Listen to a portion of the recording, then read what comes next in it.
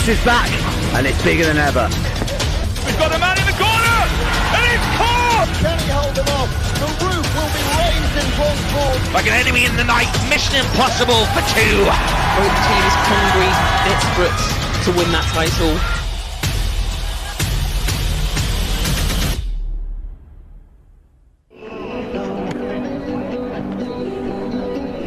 Well, welcome to BUCS 2025, first 4-day edition of the regatta. So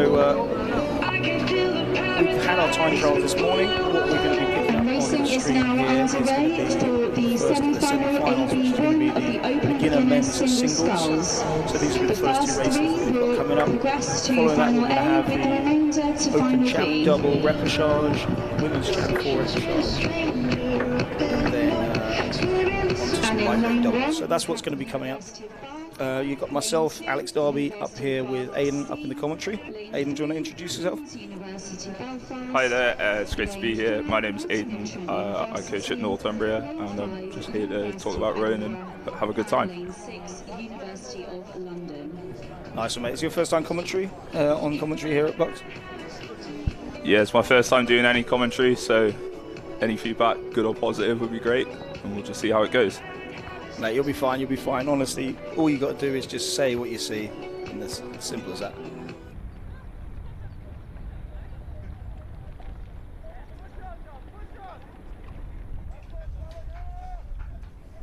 So we've got the first of the beginner singles coming down now. So it's we've got Bath A in lane 1, Bath C in lane 2, Queens A in lane 3, Nottingham Trent B in lane 4, Edinburgh in lane A in lane 5, and London in lane 6.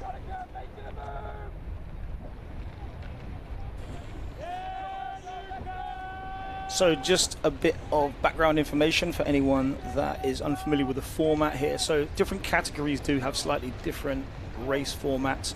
These guys all did a time trial this morning over 1,500 meters, and of that the top 12 go into these two semi-finals. You'll see anyone after that wasn't eliminated, so we go down to an F final in the beginner singles. They go into the minor finals that will happen. So we've got these two semi-finals next, so the top 3 from this semi-final will go up against the top 3 of the next semi-final, and they will be racing for medals in the A final just a little bit later on.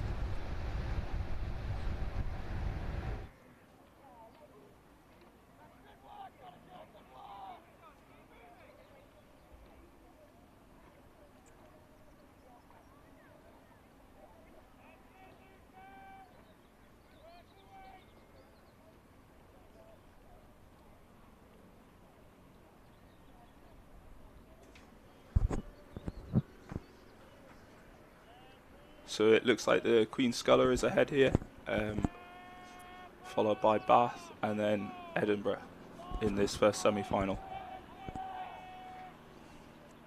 So at the moment the athletes have about 750 meters to go. As I say, the top 3 are the 3 that go through, and so you know, they don't have to win this, although you will get a slightly better lane. I would say it looks really, really flat out there today. So there is a slight cross tailwind, but there's not going to be a massive lane advantage. So sometimes crews will really want to win to get one of the seeded lanes. But I think today you might want to just conserve a bit of energy, because these 3 races do come quite thick and fast. So a little bit of a leisurely start to the day with these guys. They time trialed at 12:30 as opposed to normally the time trial start about 8 a.m. So about 12:30 they've done their first race. It's now sort of 2:45 and they're doing their second race, and their third race is not actually that far away. So once these have come off the water, they'll have to be thinking about quick recovery and getting ready for their final.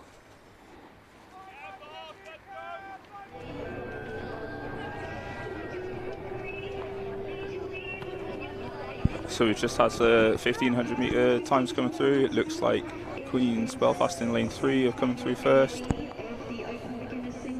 And it looks to be a tight one here on the stream. Looks exciting.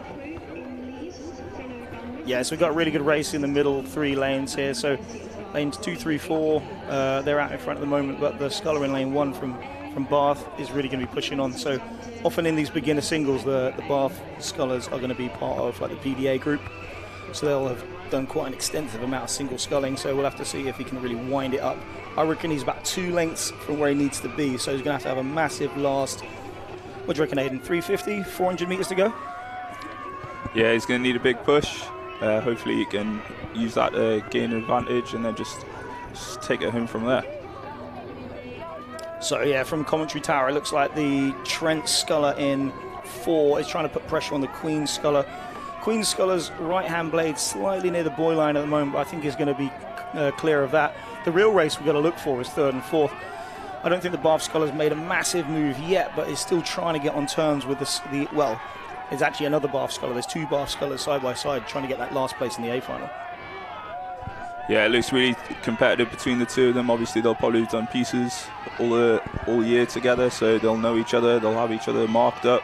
So looks like it's just eking away from him just there. But we've got a more exciting race, I think, going on in the first.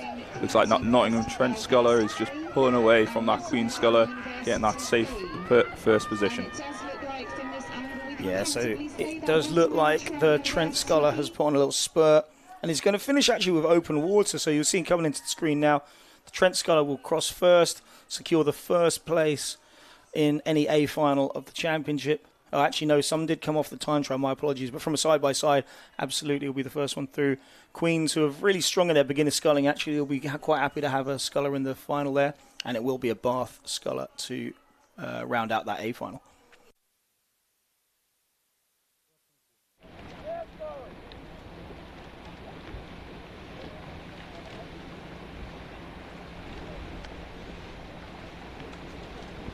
So the second race that we've got coming down now is the second semi-final of the beginner single.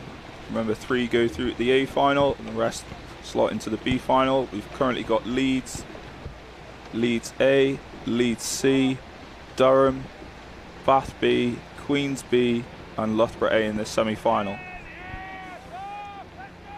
Yeah, you can just see on the screen as well, so it's Bath leading this second semi-final. They've just secured 1 place in the A final. They'll be looking to put a second sculler in from this second semi-final here.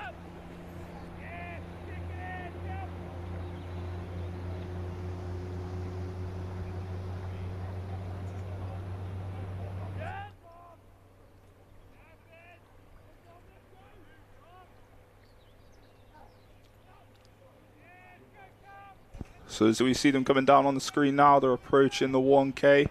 Still looks pretty tight through the stream here, so hopefully we're on for a good race. Yeah, this middle K always so important, from sort of 500 in to 500 to go. This is where a lot of the kind of places get made. Everyone's going to try and get off the start really, really hard and then settle in.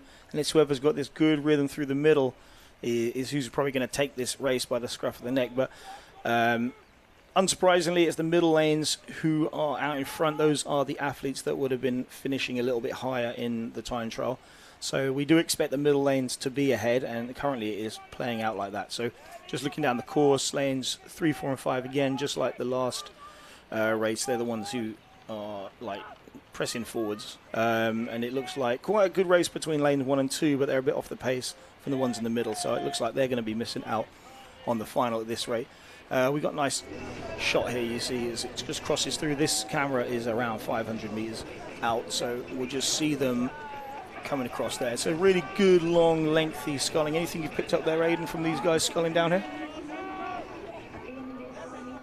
Yeah, they look like they're running really long. They're getting some good length. That's the most important thing in the middle case. Just set up a good rhythm for yourself. Make sure you're really getting it down, laying it through, so you put yourself in a really strong position with about 400 to go. So just look at those times. It's actually really, really close there between 3rd and 4th, only just a second between them. So it looks like we're going to have a slightly more exciting finish. These athletes now have about 350 meters to go, and it did look like they were running long and strong, but we'll have to see who can crank it up and wind up the rate the best. Now, the beginner category means that they've started rowing after June the 1st of last year, and typically a lot of these athletes won't actually have started till term starts, which is kind of September, October time. So quite a quick turnaround for these athletes, kind of 7-8 months worth of rowing to get to this stage. So sometimes higher rate doesn't always equal higher boat speed. And I'd say some of these athletes are just going to be relying on pressing the legs down, wouldn't you say, Aidan? Yeah, so these guys, they're probably, obviously they've learned to row at the start of the year, so the big focus is just nailing the basics. So obviously we've got a bit more of a tighter race, so in this position you just want to be keeping it simple, not trying to overcomplicate the process, keeping those strokes nice and simple and staying on it. So the real battle here is lanes 3 and 5. It's actually lane 6 has come out of, not nowhere, it was kind of in contention, but really pressed through really well in this last 500 metres to take control of the race. The Bath Sculler in the middle is in a really good position as well. So those are the two athletes who I think are secure, but it's going to take a big push here between the athletes in 5 and 3. So we've got the athlete in 5, Queens, versus the Durham athlete. It looks to me like the Queens athlete's just ahead. So we cross the finish line. It looks like it's about half a length in it, with the Durham Sculler just rode out.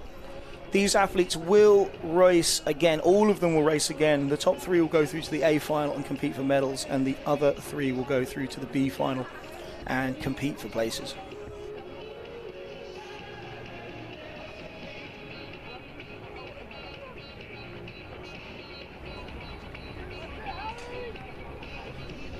So the next race that we have coming down the course is the Rep 1 for the Championship Open doubles. So we've got Bath, Reading B, Queen's Belfast, Edinburgh, Durham and Loughborough. So the outcome of this is 5 of the crews will go to the A final and only 1 will get knocked out. So it's a real elimination race. Literally 1 will get knocked out. But it's good to see these crews still actually racing it pretty hard. If you know that only 1 is going to get eliminated, like, you know, you could take your foot off the gas, but it doesn't look like these crews are. Champ doubles is always a really high standard event, and you've got some real big names in here, like some real traditionally strong sculling programs. Yeah, some of these scullers, if you look just on the name list, a lot of them have recently gone to trials, so that's GB trials, and they've all been really competitive. The Queen's Belfast, Conan Pazazzi, the name that's there, it's been part of the Irish setup for a long time, for a while, so this is a high quality first repechage.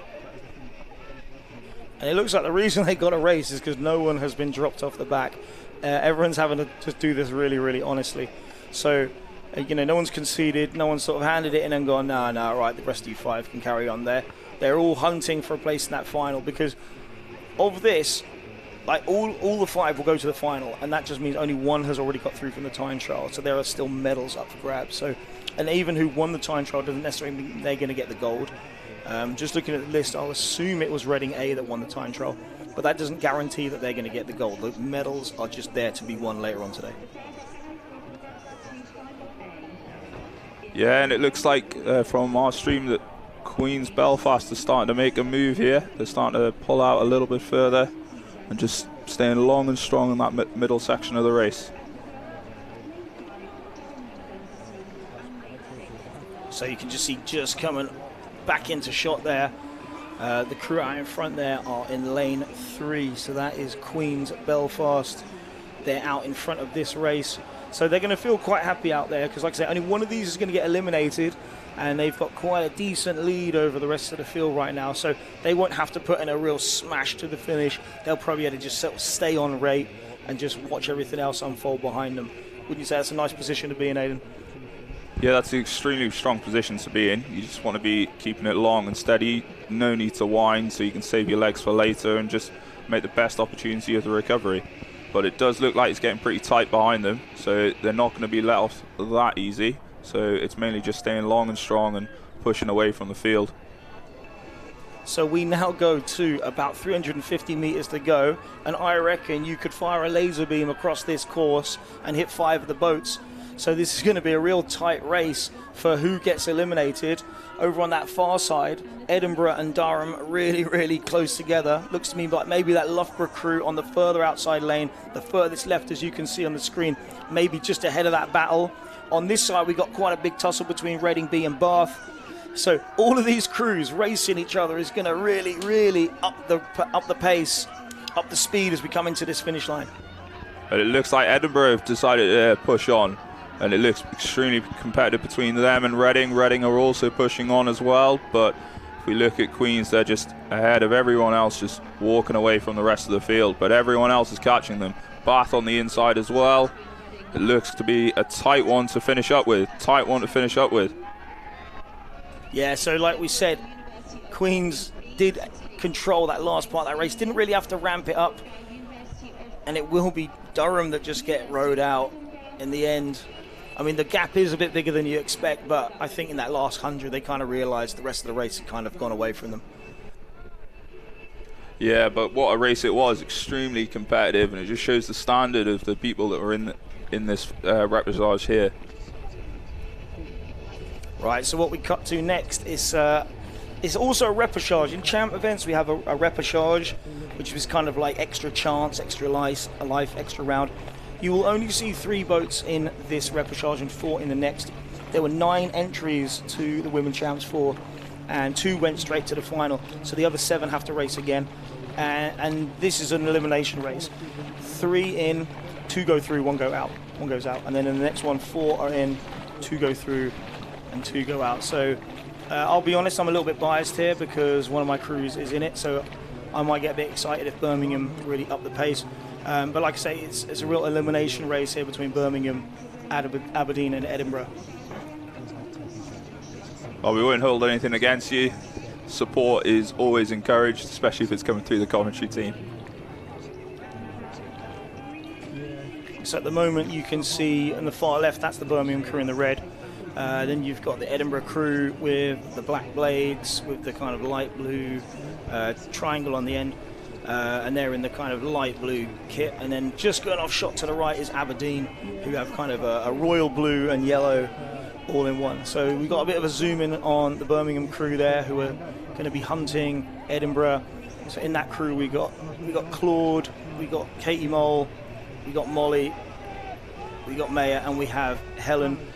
They haven't put a lot of time into this before the race. It's just kind of throw it in there and see, but they've been moving pretty well. So they're going to be wanting to fight to try and find a place in the A final. But it looks pretty close between these crews here. Got Edinburgh now to the left a shot, Birmingham in the middle. Oh, it's just the camera's just cut, but Edinburgh to the right. But it's a real tight race. No one's dropped off the pace so far. And that's what you want. You want a really tight race, especially in this first section, in the first K. You just want to be getting out, not trying to get backdoored, be in the race, and you'll usually lead to something really successful. It looks like we've got Edinburgh coming through here, keeping it nice and controlled, nice and settled, not trying to do any massive moves early, just staying long and strong. And then we've got Aberdeen as well, just a little bit behind, but still staying aggressive. Yeah, and some really strong athletes in these crews, really, really powerful athletes. Champ is the highest level we have at the regatta, so these will be like the top tier crews that we've got here. And I say 2 have already gone straight to the A final from the time trial, and there's another 4 to join them, 2 from each repechage. So just looking at the course, these athletes have probably, well, about a K to go. They've just come kind of through the K. From this point, I think we're watching up the course from about the 500 meter mark, and it does look still pretty close. I would probably say Edinburgh and Aberdeen have the advantage at the moment, but no one's really lost contact here, or no one's really pushed off the front of the race either, Aidan. No, there's no one that's really broken away. Yes, Edinburgh are in front, but they're not. It's not being easy for them. They are just slowly pushing away, but they're not having to make a massive sprint or anything. Birmingham and Aberdeen are really staying tight and close to them, and if they continue on that way, it could produce to be a really, really interesting last 500. Yeah, and you hope there's no dramas or anything. It looks like some of these crews are really kind of rowing within themselves at the moment. They can ramp it up if they need to, but you never know if just, clip a buoy or something just happens, or it's quite a hot day as well, so sometimes hands get sweaty, you lose a little bit of grip on the handle, so you don't want anything like that to happen. You want a clean race, and it does look like the 2 Scottish unis now are just pressing out just ahead of Birmingham, maybe a couple of lengths ahead of them now. Yeah, it looks like Edinburgh and Aberdeen have just pushed away from Birmingham, but Aberdeen are also moving past Edinburgh at the moment here at 1500, just taking a small 1 second behind. We have them on the times here, so very, very tight indeed, and Birmingham just a little bit behind them. Yeah, so I think Birmingham, with an 8-second gap, they would really have to do something massive in the end part of this race. But I think there, to me, it looked like Aberdeen were like, well, we're not just going to settle for second. We want to sort of maybe throttle up, push the legs down, because we're going to have to race again. Like, sometimes you just want to kind of go up to max just for a couple of minutes, just to kind of feel like, are we moving well today? How's the water feel like when we're trying to hit up onto rate? So sometimes just little bursts like that are useful.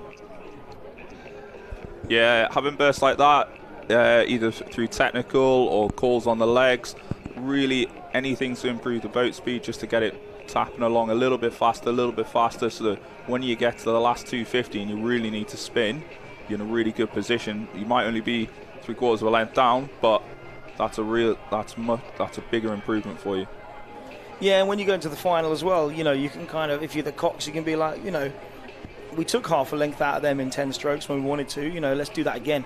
So it looks to me like Aberdeen is probably actually going to cross the line first, unless Edinburgh decide to push it on. Edinburgh look like they've been pretty stable all the way through in terms of their rating and their length. Aberdeen definitely kind of went for a little walk through the middle. So these crews coming to the line, doesn't look like anyone's really wound it up, Aidan.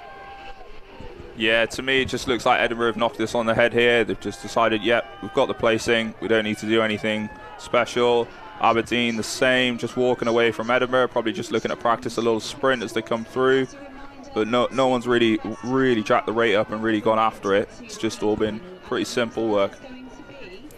So it will be Aberdeen crossing the line with about a length lead over Edinburgh.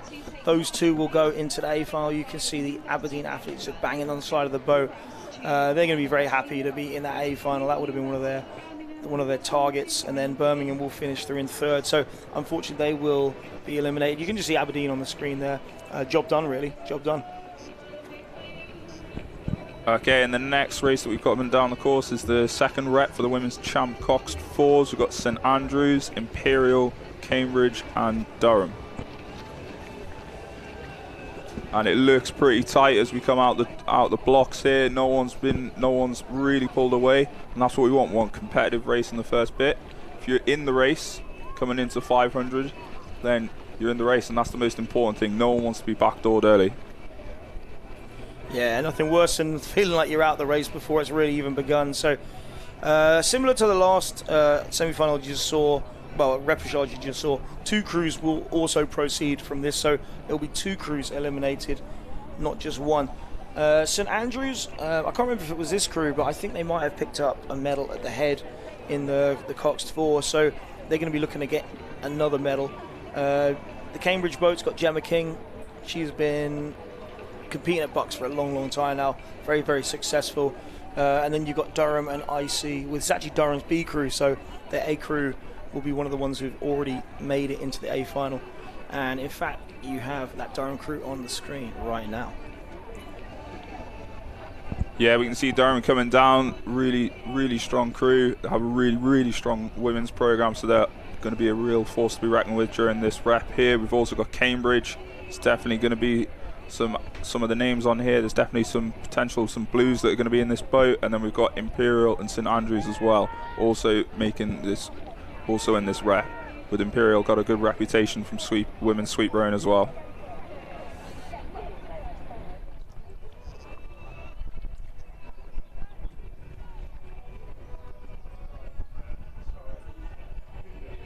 Yeah, so this race about halfway in now.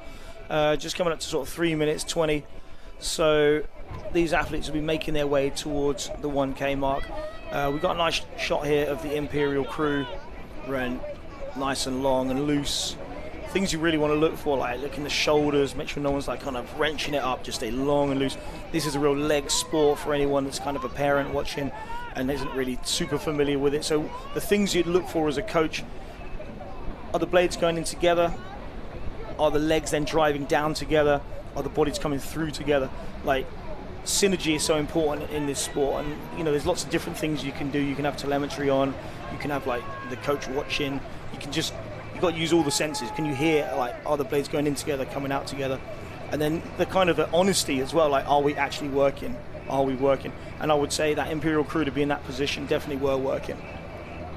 Yeah, that Imperial crew, they've got a really good flat drive. They're not really wrenching it through, really good press through, and that's what's leading them to be at the front of this, leading this rep at the moment. But they have got Cambridge just behind them, who will be really competitive races, as well as Durham and St Andrews. They're not going to let this go. From what you can see, it's still quite tight, but it does look like Imperial are the ones that are walking away. And Imperial train on the Tideway, which is usually a little bit rocky and rolly, so I bet they're loving life on this absolute flat track today.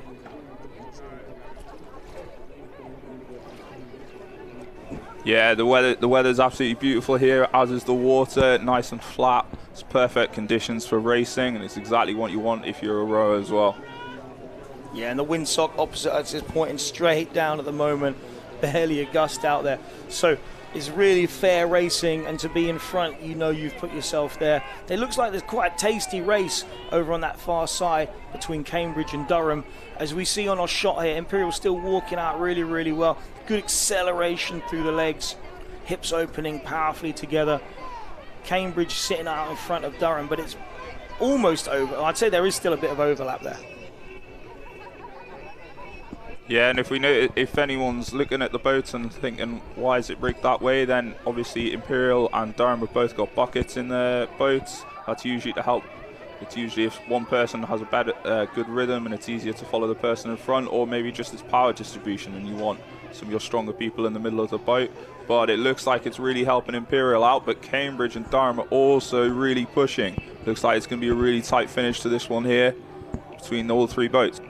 Yeah, Cambridge and Durham have took it up because they know one of them would get knocked out, and they're actually putting a lot of pressure on Imperial. So Imperial looking so comfortable for so much of this race, but let's see what happens. You know, someone's just turned the gas up. Let's see who is going to come out on top, because at the moment it looks like it's really three across. Yeah, it's looking pretty exciting. Three abreast. You'll probably be. We've got the Durham. We've got the Durham supporters in front of us here. They're all going to be screaming really, really loud. It looks like it's. They are charging though. They are charging, but it does look like Cambridge and Imperial are the ones still in front. Yeah, this looks like already it could be one of the best finishes of the day. We've now gone into the red boys, which means there's just about 150 meters to go, and I can't call it yet. Still Durham charging on that far side. This wonderful shot we got on the screen here. It's actually, it might even come down to the surge. I think Imperial have found an extra half of a gear, Aidan. Yeah, it looks like that, but it also I can see here from Durham and Cambridge, they're both sprinting, which is forcing Imperial to sprint as well, and it looks like it's going to be a pretty blanket finish. Yes, a really close finish. You know, the timers at the finish just hitting button after button after button. 7:18.1, 7:18.6, 7:19.7, really close. And it's going to be St Andrews who get rowed out at the end, just crossing the line there. So much effort from those three crews out in the front, and it's such a shame that one of them is going to miss out there, and it was Durham missing out this time round. Yeah, it's obviously frustrating, but what an effort, what a race. You always want those ones. And we've got the next race we've got coming down is Open Championship lightweight doubles, and the crews that we have are Bath, Reading, Sussex, Birmingham and Imperial. Two go through to the A final and the remaining slot into the B final. So obviously this is lightweight, so they all have to make weight for this race. So for lightweight it's 72.5. That just means that the field, there's no weight advantage for anybody. Everyone's really, it's all a level playing field. Yeah, absolutely level playing field, because all these guys are going to be very, very similar mass to each other. So it's really going to come down to who's moving the boat best. These guys, again, did a time trial earlier on. And yeah, just two going through to the final out of the five. So three will get knocked out. As you can see on the screen there, it is once again the middle lanes that look more comfortable. So just counting across is that lane 4 there, I think. I mean, that's who I would like to be quick. Birmingham just to the centre left of the shot. They're trying to put some pressure on the crew just to their side. Sussex had such a good regatta last year. I don't know if you happen to notice, but Sussex, I think in the inter quads open weight, picked up a medal, or maybe it was an A final or something, but had a fantastic regatta last year, and they're going to want to do the same again this year.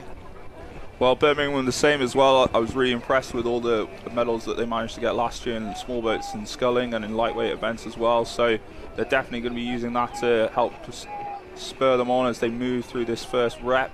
And it does look like they are the ones with Sussex out in front. Yeah, and just to the right of that, we'd expect to see Reading in there, but can't quite tell. There we go, just coming into shot now, the Reading crew, and then there would also be a Bath crew to the right as due as well. So at the moment, yeah, just looking at the left, 2 go to the final, like we said, and it does look like Sussex and Birmingham are the 2 really trying to push it on. You do now see the Bath crew is indeed there. I think it looks like we've got all 5 races as expected, all 5 crews racing as expected. So 2 to go to the final, and they're probably about halfway at this point. That's a good shot there, Aidan, do you reckon? That's a great shot of both crews, really tight together, both being really aggressive. Obviously this is a lightweight event, so they don't have as much muscle mass as the open weights, so they're going to be looking to just really rely on their technique, just trying to do the simple things really well and just make sure that they're moving the boat in the right way. Yeah, and like we said from a previous race, you want to kind of watch the shoulders, make sure they're nice and relaxed, long and loose through the arms. You don't want to get on the arms too early. You want to make sure the legs are doing the work. You've got Reading here. Reading really stepped up at the head in their sculling. Like they've always been really good at sculling. They switched to just doing sculling about 10 years ago or so, but they picked up so many medals at the head, and they're going to want to do the same here. But in order to get there, they're going to have to try and get into the top 2 places here. Now, this is Reading B, not Reading A, but they will have to get into the top 2 places to go compete for a medal later on. Yeah, Reading's program, there's too many superlatives to talk about it, to be honest. The sculling, since they made that switch to sculling only, they've just been dominating the sculling scene here at BUCS, and they're looking to intend to do that again. I've seen some of the crew lists. It's incredibly impressive, some of the people that they have with them this year.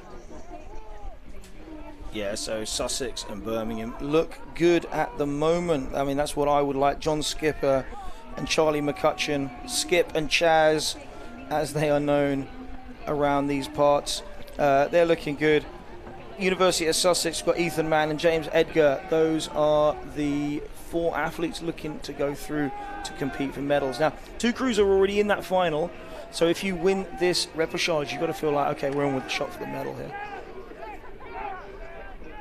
Yeah, so obviously with 2 crews already going through, and obviously these 2 crews here as well, with the exemplary performance that they've just displayed now, currently they'll be odds on feeling pretty confident, and now they can just paddle away, paddle away, paddle away. Obviously they've got a really tight race between the 2 of them, but all the hard work's done pretty much. Yeah, it looks like Birmingham have just kicked through there. They're now in the last 500 metres. They're going to want to secure a slightly better lane, because when you're fighting for medals, sometimes it's nicer to just be a bit more in contact with the rest of the race rather than just being out on one of the side lanes on a day like today. So Birmingham have now taken about 1.5 second lead-ish over their opposition from Sussex. But Sussex sitting quite comfortably ahead of Reading, 5 seconds now. So I think, like, you know, being a Birmingham coach, I know that they didn't need to go any faster to make it into the final. They just had to do what they did in the time trial. But it's always good to stretch the legs out, see what you've got in a final sprint, and just take that kind of confidence and momentum into the final with you. Yeah, if you know that you're going to be one of the leading crews in your rep, then the most important thing is just getting the job done. It's not trying to overplay your hand. You just want to get out in front, dominate the race, keep it really simple, and just not complicate the process. That's the worst thing you can do in rowing, is just make it more and more complicated. The more complicated you make it, the harder the task is. And this Birmingham boat have just kept it really simple. Let's just get out, get in the race, get ahead, and secure our place in the final. Yeah, so the 2 lads in that M-Packer on that far side. That boat was supposed to go to the 2020 Olympics at Tokyo, but then that crew never actually went, so we've picked that one up. And it's won some medals already in the last couple of years for us, and we're hoping it'll do it again. But, you know, to win the medals, you've got to get there first, and it looks like Chaz and Skip are going to be crossing the line first. You can see them come onto the screen first. They've moved through Sussex, but Sussex haven't really tried to go through there. They're just rating down and pressing hard to secure their place in that A final as well. And for some institutions as well, just making a champ final is really important in terms of picking up BUCS points and picking up VL points in terms of like the leaderboard within this competition as well. Yeah, any place in an A final is a great place, whether it's 5th or 6th or whether you're getting a medal. Obviously, everyone's ambitions are different. There's going to be some people which are aiming to be in the final, some people which are aiming to win the final. But it's about getting there, and that's what that Birmingham crew's done really, really well. Yeah, so you can just go see them just rowing off to the landing stages. Just crossing the line there was the Bath crew who were in lane 1 to round out that first repechage for the Open Champ lightweight doubles. But we've kind of already cut up course. This is the second repechage. This also features a Birmingham crew, the Birmingham B crew, Queen's, Belfast, Reading A, Nottingham and Surrey in this second repechage. Yeah, so again, like most previous races, it looks pretty tight. There's crews from the far side look like they're the ones that are leading at the moment, so which will be crews, should be Nottingham and potentially Surrey there, but it does look like on our screen here that Nottingham are the ones that have got right out in front and are the ones that are leading at the moment. Yeah, Nottingham going to be super familiar with this water. They've got a bay literally at the end of the lake here. I'm not saying they do 100% of their training here, but they're going to be super familiar with these surroundings and all the, I don't want to say landmarks, there aren't many, but you know, you just kind of have a kind of intrinsic feel for what's around and how close it is to the finish line just from having rowed here so frequently. Yeah, if you've not been here before, it's quite an interesting place, but eye-opening experience. Obviously, Nottingham based here, so they don't need to worry about those distractions. All they need to do is just come down, lay it down, and deliver really good performances. Yes, they're comfortably out in front and just looking really comfortable there. So Nottingham, that's Nathaniel Dawson, Liam Weaver on their home water here, just pushing out. So we just name drop everyone at the moment. So the Surrey athletes, Will Burns, Marco Kaplan. We just mentioned the Nottingham athletes, Nathaniel Dawson and Liam Weaver. In the Reading boat, we've got Jake Ingham and Tristan Gillett. In the Queen's Belfast boat, we've got Adam Graham and Simon Lavery. And then in the Birmingham crew, we've got Henry Pratt and Finn Carpenter. We've got the Minnesota Miracle Man himself, Finn, out there. Done super well this season, both of those two have stepped up their game in our senior squads. And I think they've done really well to make it through to the repechage and not get knocked out straight away. Yeah, that's really impressive as well. Like, for some people, just getting through to reps is really important, because obviously then you go into the B final and it's all about just trying to place really well.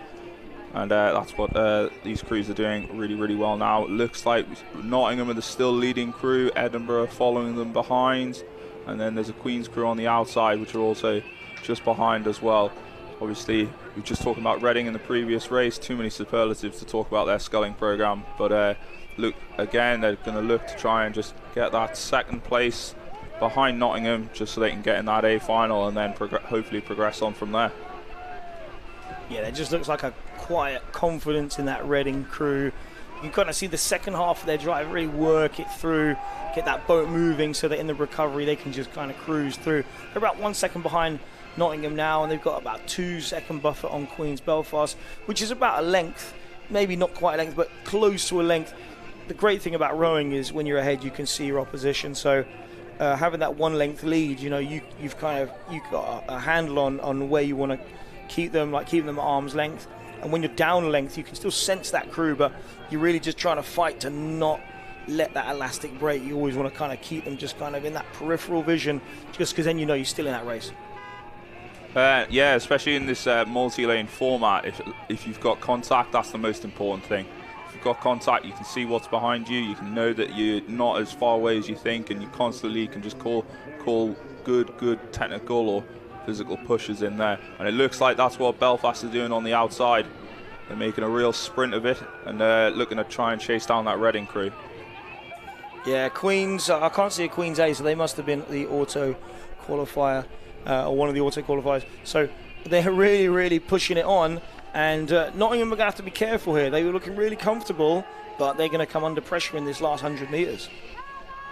Yeah, and it looks like that Surrey crew on the outside as well. They're not giving up. They just caught a little crab earlier, but they've seemed to have recovered and to keep sprinting.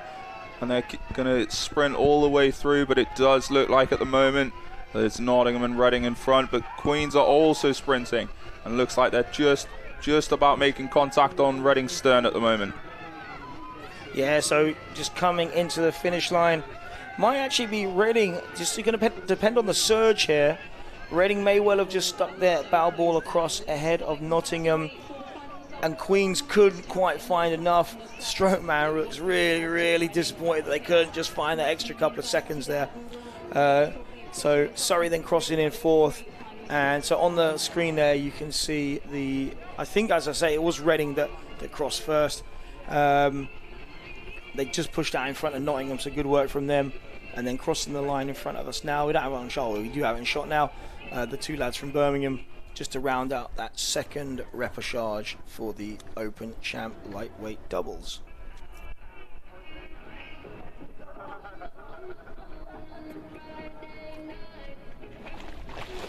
And we've just been taken back to the start. What will soon to be the first of reps of the women's beginner singles. So 3 go through to the A final, and the remainder will go into the B final. Hopefully they're coming down now, and it should be Edinburgh, Bath, St Andrews, Queens, Birmingham and St Andrews again. 2 boats in here. That should be really positive for them. Hopefully they can both go through, but it's the... Yeah, and what I love here is we're actually going to see the star itself. We had a shot just up there of the crews just getting attached. I think for beginner singles, this is probably their most nervous moment, getting attached to that stake boat, getting straight, because some of them aren't going to have had much stake boat practice, so it's going to be getting attached, making sure you're pointing the right way. You can see Ellie Harding there actually. So Ellie's Birmingham athlete. I mean, maybe they knew we were going to have a lot of Birmingham ones and they put me on commentary now on purpose, but Ellie's a really, really accomplished netball player, fantastic netball player. She's actually going out with one of our senior men and has been for a while, so it's been kind of, we've known Ellie for a while, but decided actually alongside netball I want to give rowing a go this year. So took her out in the boat for the first time kind of last summer, kind of like August time when I was on my summer holiday. Just got her a couple of like sessions, just kind of getting a feel for like, does she actually want to do it properly? And she's kind of just mucked in and got on with it, and she's now in this first semi-final. And as I say, like, these athletes I'm sure are very, very nervous. For a lot of these, it's the first time they'll have raced in a side-by-side in a single. Yeah, obviously it's going to be we've just said, they're going to be a bit nervous, but the most important thing is just getting away nice and clean. That's why I always tell our novices the most important thing about the start is not trying to absolutely rip it through the water. It's just about stay nice and clean, trying to stay connected as best you can, calm, and then once the boat is up to speed, that's when you can start to get aggressive and try and be competitive and be in the mix. Yeah, and it looks like all 6 athletes have gotten away nice and clean. It's very difficult to win a race at the start, but you can definitely lose a race in the first few strokes. So like Aiden's saying, just get off the blocks, get into your rhythm. That's the most important thing, because if you take a couple of wobbly strokes at the start and you just let it affect the next 1,950 meters, you're not going to have a good day really. No, it's not going to be that enjoyable, and obviously you're going to be really nervous, and just it's going to progress and progress and progress, and you're not going to get the race that you wanted. So the most important thing is just staying clean, keeping it simple. Like we said in other races, that as long as it's clean and simple, and you just focused on those basic principles, you'll be okay. And it looks like all boats have got away nice and clean, and it should hopefully be a competitive race out the blocks. Yeah, and the thing to remember, I believe, I don't say this phrase all the time, but even if you took a really bad stroke, there's nothing to stop you taking a really good stroke the stroke after. You know, like you just got to have that goldfish mentality. Let's just put that last stroke in the bin, Let's take a good one. And again, even if you took a good stroke, you got to put that one in the bin. That one's done. You got to take the next good stroke, the next good stroke, and the next good stroke. And with beginners, it's often who can row the best for the longest period of time, because none of these are probably going to execute a perfect race. So it's going to be a case of who can execute the best strokes for the majority of the time here, and they're the ones who are going to be competitive come the finish line. Yeah, that's really good. That's really good feedback. I actually really like that. That's really good. And obviously that's a really good mentality to have as well, obviously, during this during that race, and especially as a beginner, you don't know everything. So the most important thing is do what you do know, do it well, and hopefully it puts you in a really good position. And we're getting a really good shot across all the scullers there as they come down now. Yeah, so we just had a pan across the field. You got the Bath sculler on shot right now. Tolu Adelaja. Sorry if I've said that terribly. We've got Georgia Haynes as well, just on shot. So those are the Bath and Edinburgh scullers to the right of the picture. And as we just kind of pan out a little bit, you can see just coming into shot. Also, we've got Hansine Marshall from St Andrews, that's lane 3. Georgia Donahue from Queens in lane 4. Ellie Harding from Birmingham in 5. And Helen Black from St Andrews in 6. So as we look at it, lane 6 is the furthest to the left, and lane 1 will be the furthest to the right. So as we get a zoom in here, so the athlete in red is the Birmingham sculler, and then in the middle here we should have the athlete, I believe, from St Andrews A sculler, Hansine Marshall, that we've got the zoom in at the moment. I would say, just based on that rhythm, even if you didn't show me anything else, I'd say that person's probably out in front. Yeah, it looks like she's just walking away from the rest of them. She's not doing anything really complicated. She's not trying to like make a massive move. She's just doing, as we've said, doing the basics really, really well. Getting the blades in at the front, clean push out, clean acceleration on the second half, and that's why she's in front. Yeah, so in this first semi-final, it's going to be 3 going through. Hansine really looking good out front there. So like I say, even if you hadn't shown me anything else, it just kind of looks like that's how scullers who are out in front of a race look. They don't usually have to ramp it up. They can just kind of rely on really good boat movement, just there long and strong, really long and loose. Yeah, long and loose, keywords for any crew, and obviously she's out in front there, but it looks like there's a big gap as well. But we've got next sculler, which is from Bath, again, who's just pulling away, again, keeping it simple, just staying long, really pushing out with the legs. And then behind her, we've got a real race. Obviously, there's 3 places that go through, 3 people that go through. So currently it's St Andrews, Bath, and at the 1K mark, it looks like it's Edinburgh. And it's a bit of a tight one behind with Queens and Birmingham.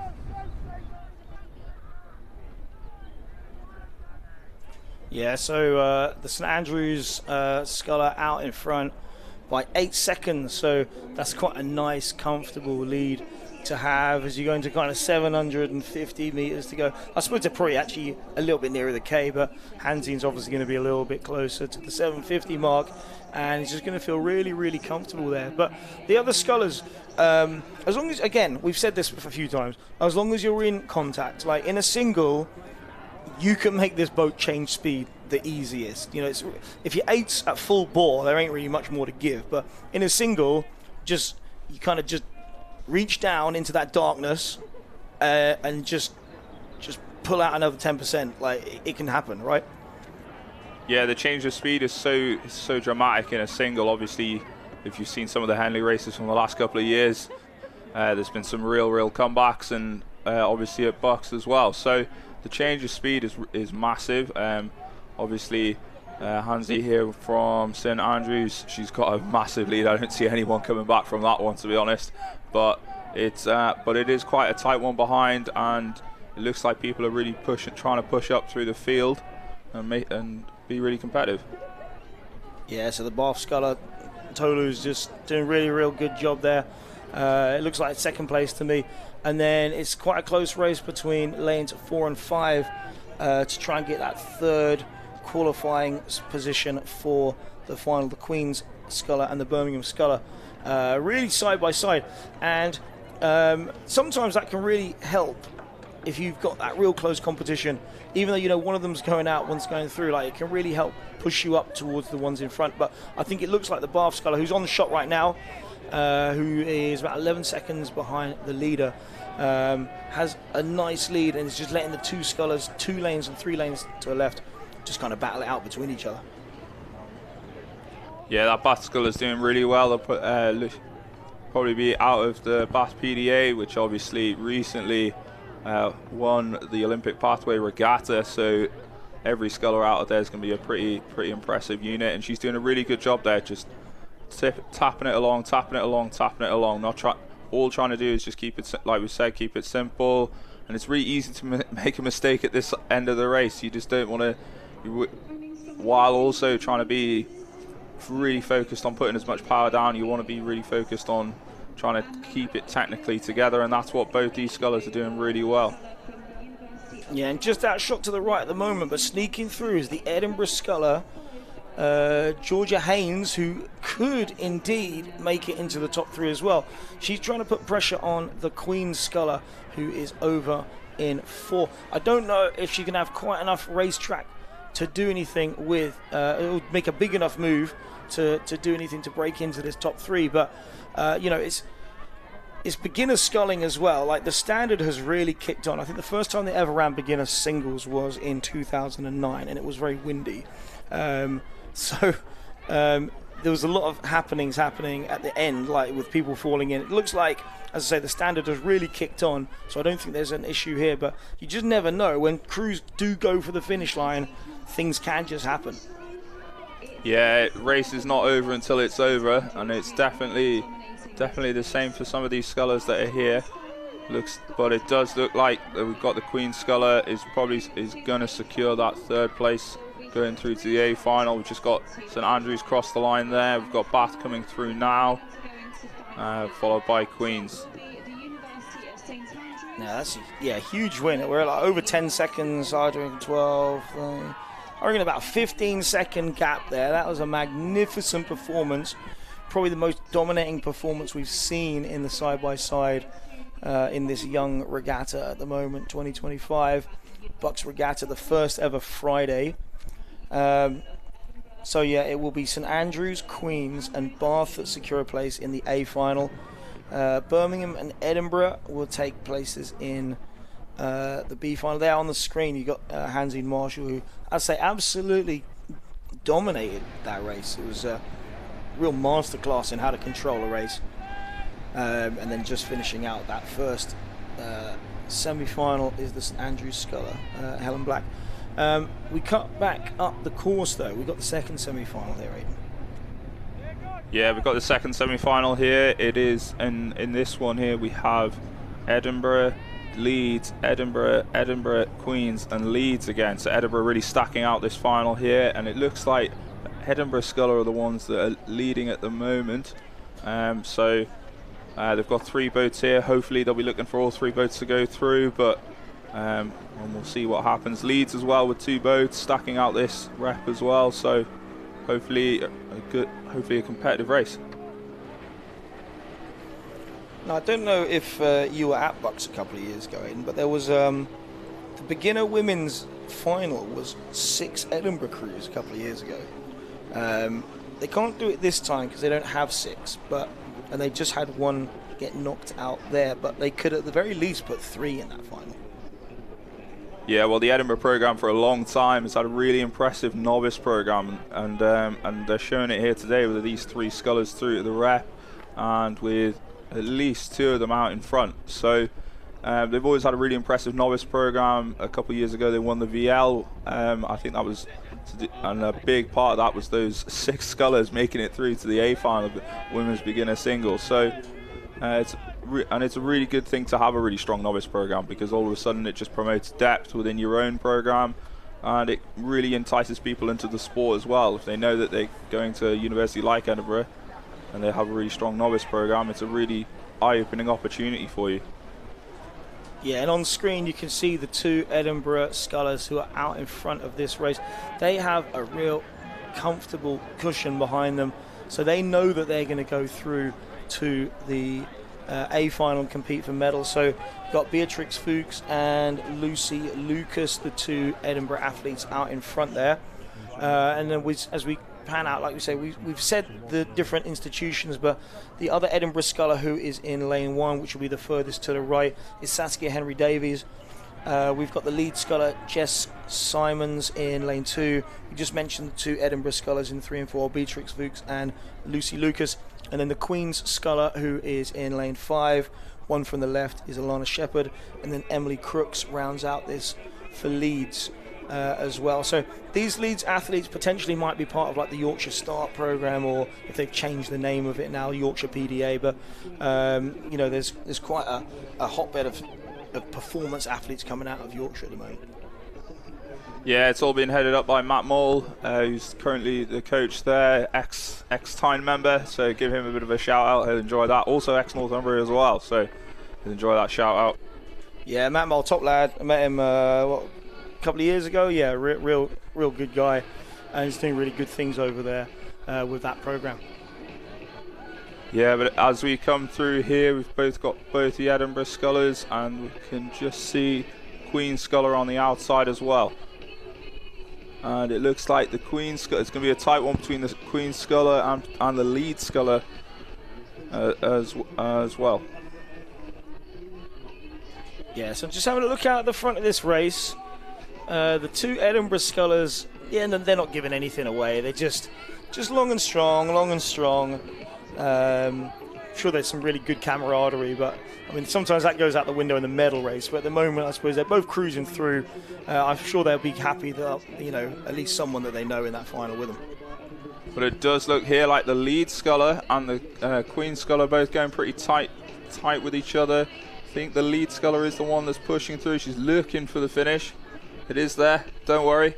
And just trying to get it over there, nice and simple.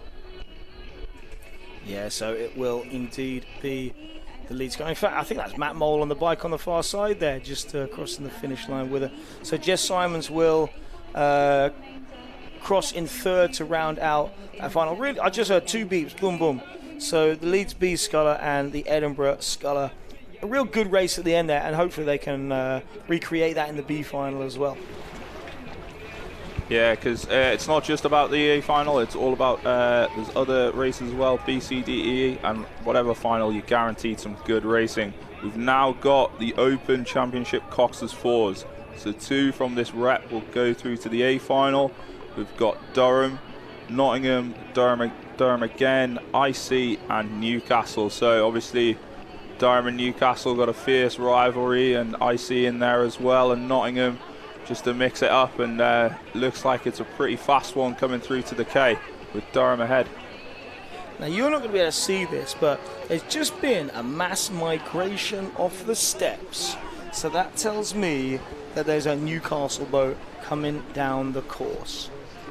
I mean, how many people have just come off those? About 50, 60? Just made their way over to the edge there, Aidan. Yeah, they absolutely love it, and you're going to hear some massive Blue Star chants coming through.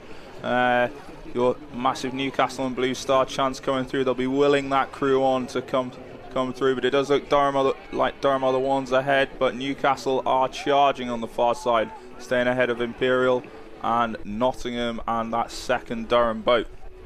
Yeah, absolute charge down that far side. Durham's sitting in a nice position at the moment out in lane 3. They're out in front, but Imperial are really pressing on Newcastle. I think Newcastle have about 3/4 of a length. They're about to hear their cheers coming from this side here. To the right of the shot is where all those fans, they're going to be screaming for that Blue Star. Yeah, we can hear it. They've gone really, really loud. And of course, if they can reel in Durham, they'd love it even more, right? Yeah, they'd love it if they could get in front of Durham, but it does look like they're charging and absolutely walking away from Imperial. Imperial aren't making it easy, but I think Newcastle are absolutely charging there, but it does look like that smooth rhythm from Durham is just leading them out. They both know they're through, and it's just an easy one over the line. Yeah, so do you know what?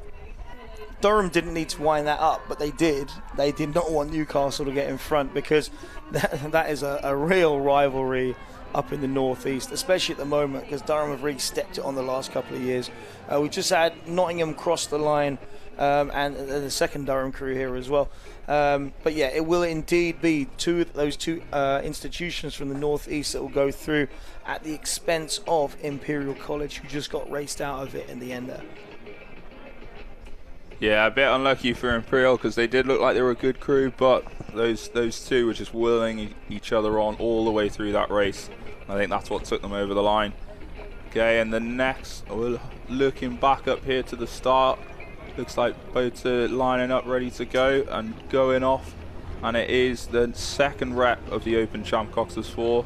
Again, 2 through to the A final, and we have Durham, Newcastle, Edinburgh and Imperial. And with some of the names that are down here, it looks like these Edinburgh and Newcastle and Durham boats are pretty stacked. Looks like there are potentially some top level guys in here. Yeah, and actually that was IC's B crew that got rowed out there. So IC's A crew are in this race here, which has only really just come off the start if you have a look. So that last race came down pretty soon after the one before. So it's going to take quite a while for these boats to get down there. They're only 45 seconds into the race, but phenomenal to have a Durham E, wouldn't you say?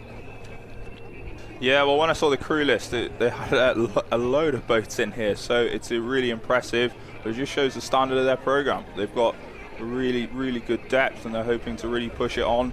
And I know that this year they had to lower their cut-offs for some of their athletes this year, so it just shows that the guys who are racing here, they're no slouches. They really will race all the way to the end. And Aidan, obviously you're kind of based up in that kind of region. Oh, is this crew a little bit going a bit sideways here? I mean, look, I love I love a coxless 4, but it doesn't always go the way you want it to go, right? I have to be honest, that is some really poor steering, and they probably know it as well. But what can you do in that situation? But except just plough on, and that's exactly what Durham are doing. They're just cracking on with the job in hand. Yeah, you're probably down and out now, but you've got to at least get a good race in for yourself. But we can see from as the shot pans across there, Newcastle, Durham, Edinburgh all fighting it out with each other. So yeah, and it looks pretty tight. Imperial do look a little bit further behind, so it does look like Edinburgh and Newcastle are the ones ahead alongside Durham, but we'll see as they get further down the course. Yeah, so Imperial, you know, really trying to break up this party of Scottish and northeastern unis here, and you know, Imperial, if you go back 20, well, oh gosh, I started uni 23 years ago now. Imperial really like at the top back then, and then it kind of went into being BUCS had a little kind of wave, and then Newcastle took over, and they were the best, and like Durham were always strong, and then BUCS kind of just took it over, but obviously BUCS not really here this year. I'm not going to go into the details exactly of what's going on over there, but you know, it does open the door for someone else to try and claim these medals here. Well, yeah, like there's been lots of really good obviously Durham were dominant for a long time, and then you've had Newcastle for a couple of years that were really strong as well. Guys that currently now rowing, gone on to GB national team, Olympic champions, and Cambridge Blue Boats. So there'll be a lot of universities that look to come back and reclaim the crown, and it looks like in this race here it's Edinburgh that are the ones out in front, followed on by Newcastle and Durham. Newcastle obviously charging really hard. They don't want to lose to Durham, but they also want to secure that top 2 place as well. So obviously it's going to be a really tight one as they come through. Yeah, we've got massive watts going into the lake right now. These are going to be some big lads that pull some fast ergs. But it doesn't always work just sticking big ergs in a boat together, so there has to be a synergy, there has to be a unity between the crew. You know, if you're the first one on the legs, in effect you're carrying everyone else's weight for that little part of the stroke, and if you're the last one off the drive, you know, everyone else is still going, then you're just a big passenger. So sometimes it's not always just about the raw power, but if you can get a lot of raw power matched up with a real technique and synergy between the athletes, those are the crews that are just going to be absolutely motoring down this course. Yeah, and we can see that Edinburgh are the ones that are doing that at the moment. They had a pretty strong Rutherford at the start of the year. They also had a pretty strong BUCS head as well. And they're the ones that are out there really getting the balance right. And it looks like Newcastle are charging though. That Newcastle crew is pretty strong. They've got All 4 guys went to April, recently come back from April trials, so they know they'll be pushing this pretty hard, trying to get away and keep that contact on Edinburgh and really push them all the way down the course. Yeah, and we love close racing. Like, there's races that aren't close are not races, they're just processions, yeah. But this is a crew that's not willing to just sit for second. They're attacking, they're on the front foot, they're going. And Edinburgh just, you know, there's no cox in a coxless boat. Obviously it's coxless, so it's usually the bowman's going to be making the calls. Sometimes it's the 2-man making the calls, but all of those athletes in the Edinburgh boat are going to see this hard charging crew just to their right. But I think they're holding them off really well, and as we go into about 250, 300 metres to go. Yeah, that Edinburgh crew are looking extremely strong, just looking loose. I think that's the big thing, I would say, looking really loose, really relaxed, and looking like they're just trying to, they're not trying to force themselves in front of Edinburgh, Edinburgh in front of Newcastle, sorry. They're just trying to keep it tapping along, keep it steady, and Newcastle are charging. They're charging pretty hard. They're known for that, they're known for the sprints. They're not going to want to leave anything unturned, but they do have a race later, so is this the right move to make? But with Durham also charging, they are definitely not going to want to let this one go as well. Yeah, so we saw Durham beat a Newcastle crew in the last race. Now Newcastle are going to want to return the favour. I think Edinburgh just out in front, but this is one heck of a sprint here. It's probably overlap between the first 3 crews, just about. So as we see coming into the finishing stage here, we cut to the finish line camera. It is going to be Edinburgh that ramp it up. They were a little bit short, but that's fine. They've kicked it through, and it will be Newcastle that hold off Durham.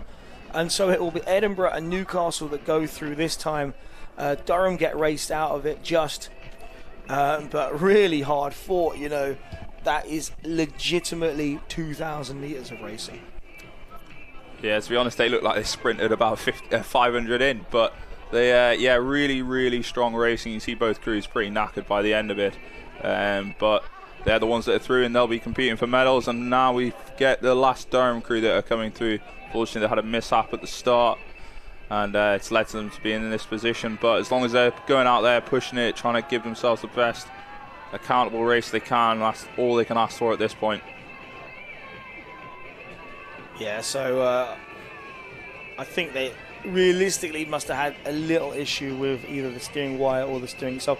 Even now you can see the boat's kind of gone a bit sideways, so that makes it so frustrating as an athlete. You want to just be able to give everything, but often it requires, you know, the bowman's going to be calling, I need more pressure on stroke side, need more pressure on bow side. So I steered a coxless 4 quite a lot back when I was at uni, and I mean, look, I love coxless boats, but you don't have a cox calling all the time, and really you just want to be able to be quiet, and everyone's just got to have that internal drive. Let's push this boat along.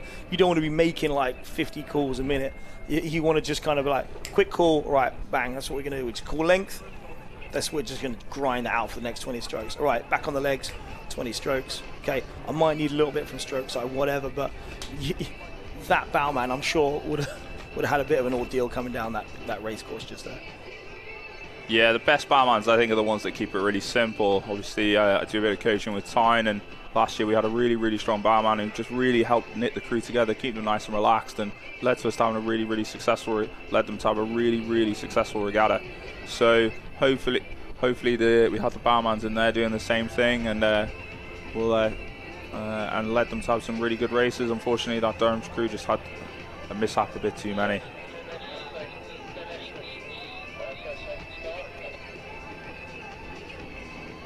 So on the course now, from what our screenshot is telling us, we've got open beginner, got the beginner single of open beginner final B of the singles that are coming down now.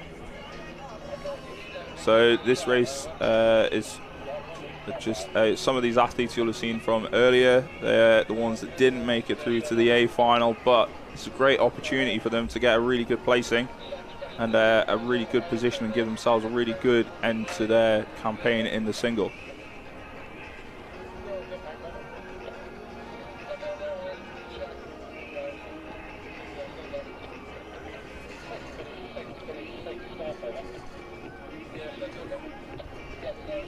So from what we can see here, we've got 2 lead scullers just out on the far side, pressing it out nice and simply. Really good shot of that sculler there on the far side. And then we've got Leeds again. And then from what I can see, it's potentially Bath as well in there. We don't have the sheet with us right now, so we can't fully tell. We're just seeing what we see on the screen. Here we go. We've got Edinburgh, London, Bath A, Durham A, Leeds C, and Leeds A.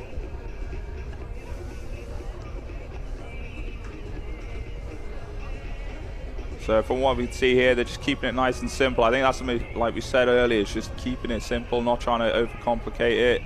It looks like a blanket field though. No one's really pushing out in front. But it looks all quite tight and quite competitive, which is what we really want in races. Yeah, so no one is going to be able to pick up a medal from this. We don't give medals out except for in the A final. And the A final will be the race that comes immediately after this. But even if you've missed out on the A final, there's nothing better for if you're a B finalist than winning that race. That's kind of what you want to achieve coming out of this. And they changed the format, it's quite a while ago now, to have more minor finals. It used to be a little bit more like the FA Cup, you know, like if you've been knocked out, you're out. But now, because they want to get the opportunity for more crews to have side-by-side racing, like they got rid of things like quarterfinals. It used to go kind of quarterfinals into semi-finals into finals. So some athletes were having to race 4 times in a day, whereas the max you can do now is 3, a time trial, a semi-final, and then a final. And the other minor finalists will only race twice. They'll do their time trial, and then they'll go into a minor final. But how's it looking out there, Aidan, in this one? Yeah, it's looking pretty strong. Look, and what I love about these finals is everyone's racing for a really good placing. Like, obviously, there's no medal. That's frustrating. But what you really want is what you want to get out there and deliver a really good performance. And that's what this Bath Skull is doing at the moment. Really pressing out, just trying to do it in lane 3 there, just really pushing it out and giving himself a really good opportunity in front of the field. But behind, it's a really tasty one going on. We've got Edinburgh looking really aggressive on this side. We've got London as well. We've also got the Leeds Scullers on the far side looking really aggressive. So looks promising race behind.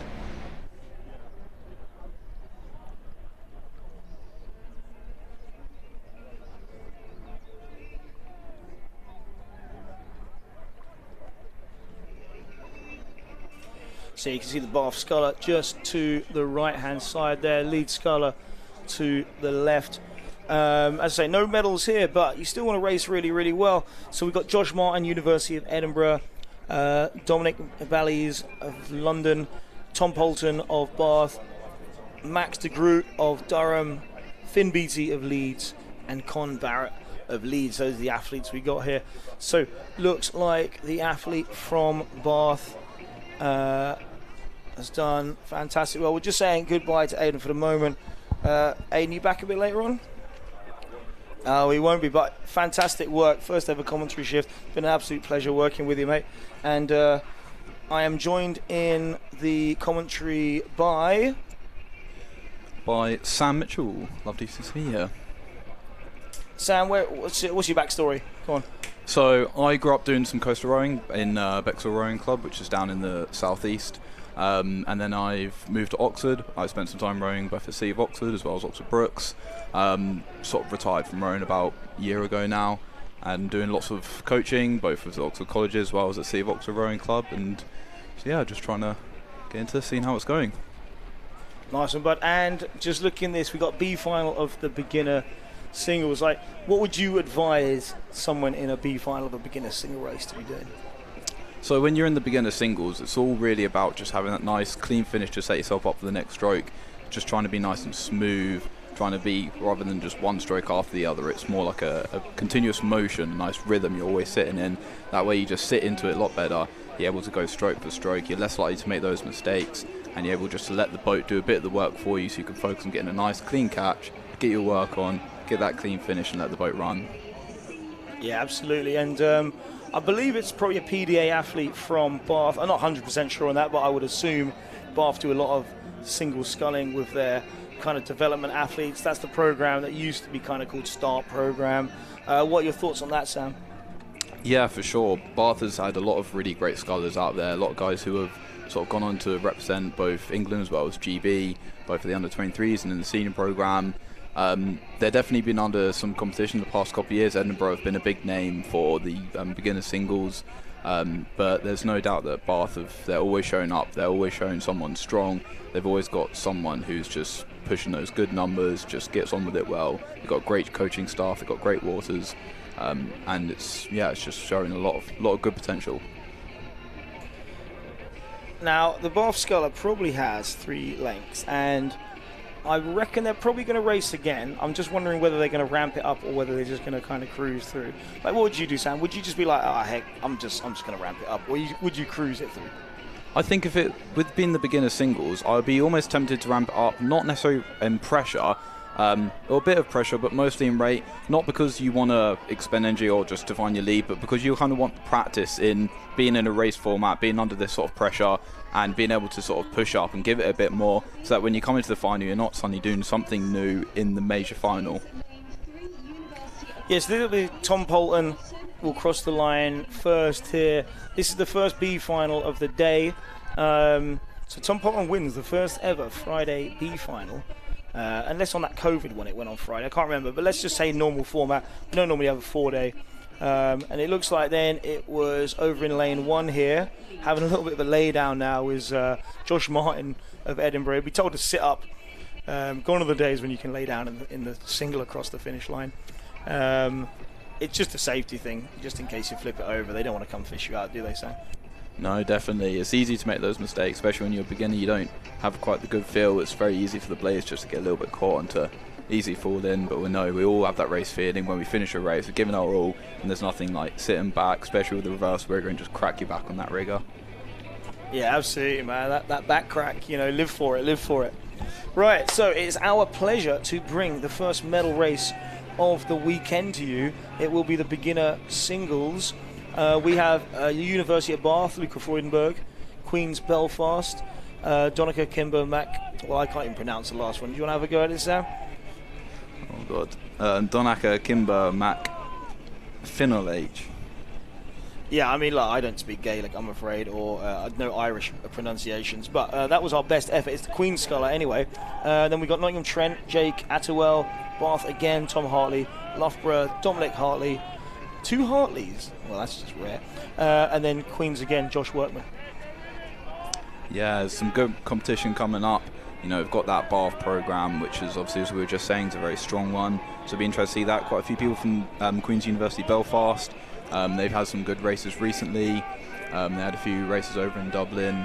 So it'll be interesting to see how they're taking that race experience and into their final racing. So if we talk about the race itself, my gosh, look at this. This is 6 across, and they're about the K mark. Okay, we got a little bit of parallax to it, but no one has claimed the lead really. Like, obviously someone is in the lead, but no one has really planted their flag yet, Sam. No, for sure. And I think quite interestingly, we're not seeing like too high ratings, which isn't uncommon for beginner singles, but it almost seems like everyone's just focusing a bit more on their power. I mean, they seem to be in really good shape. So it's just going to be interesting to see if people start to ramp up the rate, and if that makes a big deciding move, or if they're just going to stay as is and just stay neck and neck. And, if these are sort of PDA athletes and they've not rode that long, to get on PDA, there are kind of like minimum heights. There's like requirements you've got to hit. And so these are typically going to be very tall, very long athletes, and they're going to be taught early on, use those levers, use that length. It's not going to be about just like whipping the rate up. It's distance per stroke, isn't it? That's like the metric, distance per stroke. Yeah, for sure. Especially in the singles, it's a longer race because they're going a bit slower, so you want to be a bit more efficient. Don't want to necessarily rate as high. The boat's going to decelerate as well, so you want to have a good amount of send on the boat just to make sure you're getting that clean sort of finish and just getting that power through. As you say, they're not going to be the most experienced rowers, but they're going to be coming in with some base kind of fitness and strength, so they're definitely going to have that under their belt as well as all the training they've been going through. Yeah, so just kind of by eye looking up the course, it looks to me like lanes, lane 3 and 5 I think are pretty good good for our money at the moment. So lanes 3 and 5 being Trent and Loughborough. I mean, those athletes probably have done quite a lot of time here. That those two programs are based very, very close to here. Yeah, for sure. You know, it's always useful to be near the waters that you're going to be racing on, because it just allows you to get used to that format. You're not coming too far as well, which is always quite helpful, not sort of travelling so far to get here. And being able to just be comfortable with it, because it's not just about the markers showing the distance you got with like the boys and that, but it's also just those landmarks. So while you're going along the way, you can just feel how long it is, because sometimes just sitting there saying it's 250 metres is only so good. But when you've got those visuals in place, you know it's from here to here, it feels like this, then you've got a better idea of what it feels like to get to that next place. Yeah, we just had a beautiful shot about 10 seconds ago from our camera panning across, just showing us that this race still hasn't broken open. So I guess we're going to have to get a little bit excited here down this last 350 metres, because the medals could still come out from any lane, really. Now, I would probably say the middle lanes are the ones that are most likely to pick them up, lanes 2, 3, 4 now.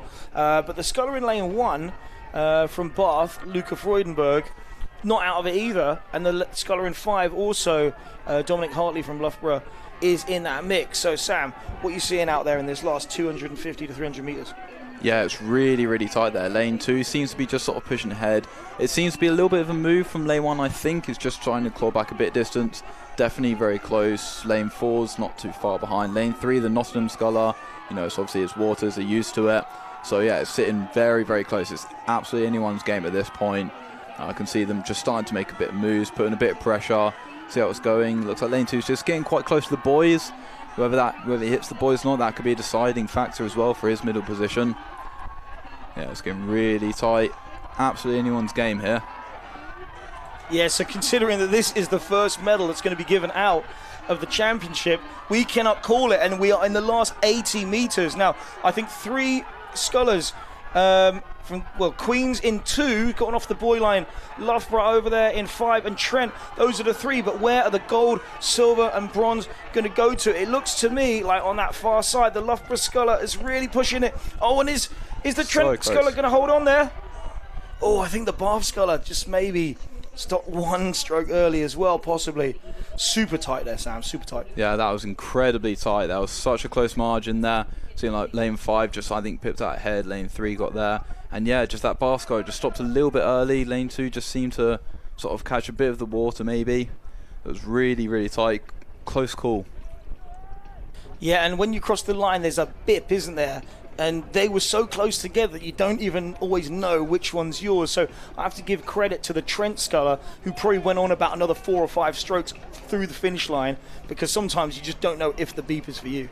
Yeah, for sure. I think when you're concentrating so hard and just rowing as best as you can, as hard as you can, as fast as you can, you know, you're not used to those race formats. It's hard to sometimes hear it. You're not focusing on that. The safest move is just to row to all the way to the last set of boys, and at least you know for sure you've crossed the line.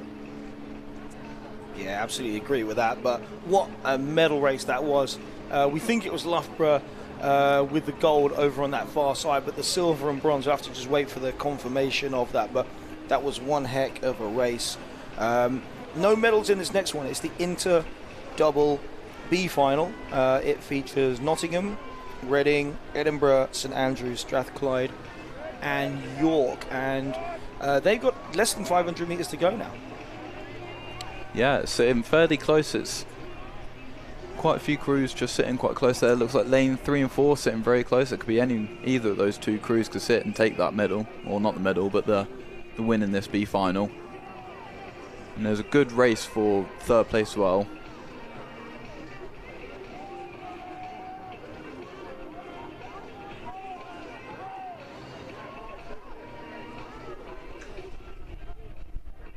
Yeah, so it's close racing. There's no medals here with it being a B final. But it's always good to try and beat the people around you, because you're probably going to be racing with them for the rest of the season, really. Yeah, for sure. And not to mention upcoming years, you know, you don't know how long these athletes have left of their course. So this could be just the first year, could be their 2nd year. You know, they're looking to certainly next year to be medaling. And it's just sitting very close there, those middle lanes. I think it looks like they're all just starting to go up on the rate. And they're just having that last little push to see who's going to take the win in this B final. Very close. Can't really call that. Nah, really close between St Andrews and Edinburgh. St Andrews ramp it up again. Pressing. Yeah, some really high rates going on here. Edinburgh just taking it up a lot. Looks like they're just about pushing through. They're taking about half canvas lead. Yeah, I'd agree. I think Edinburgh just did enough there. Some really, really strong racing. We see Reading just crossing the line now. Nottingham crossing the line as well. York did very, very well out on that far side there. It's the first York crew I've noticed today in one of either the A final, B final, repechages or semi-finals. So York putting themselves on the board. And then Strathclyde as well, the very distinctive spoons of Strathclyde, the kind of maroon polka dots.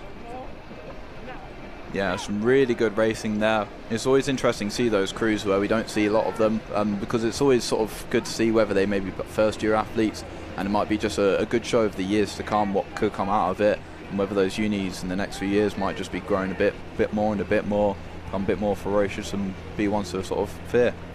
Now, Sam, I know you had a glance at the screen, but I was going to ask you, if you had to guess who's in the Inter Double A final, which institution would you probably have put money on?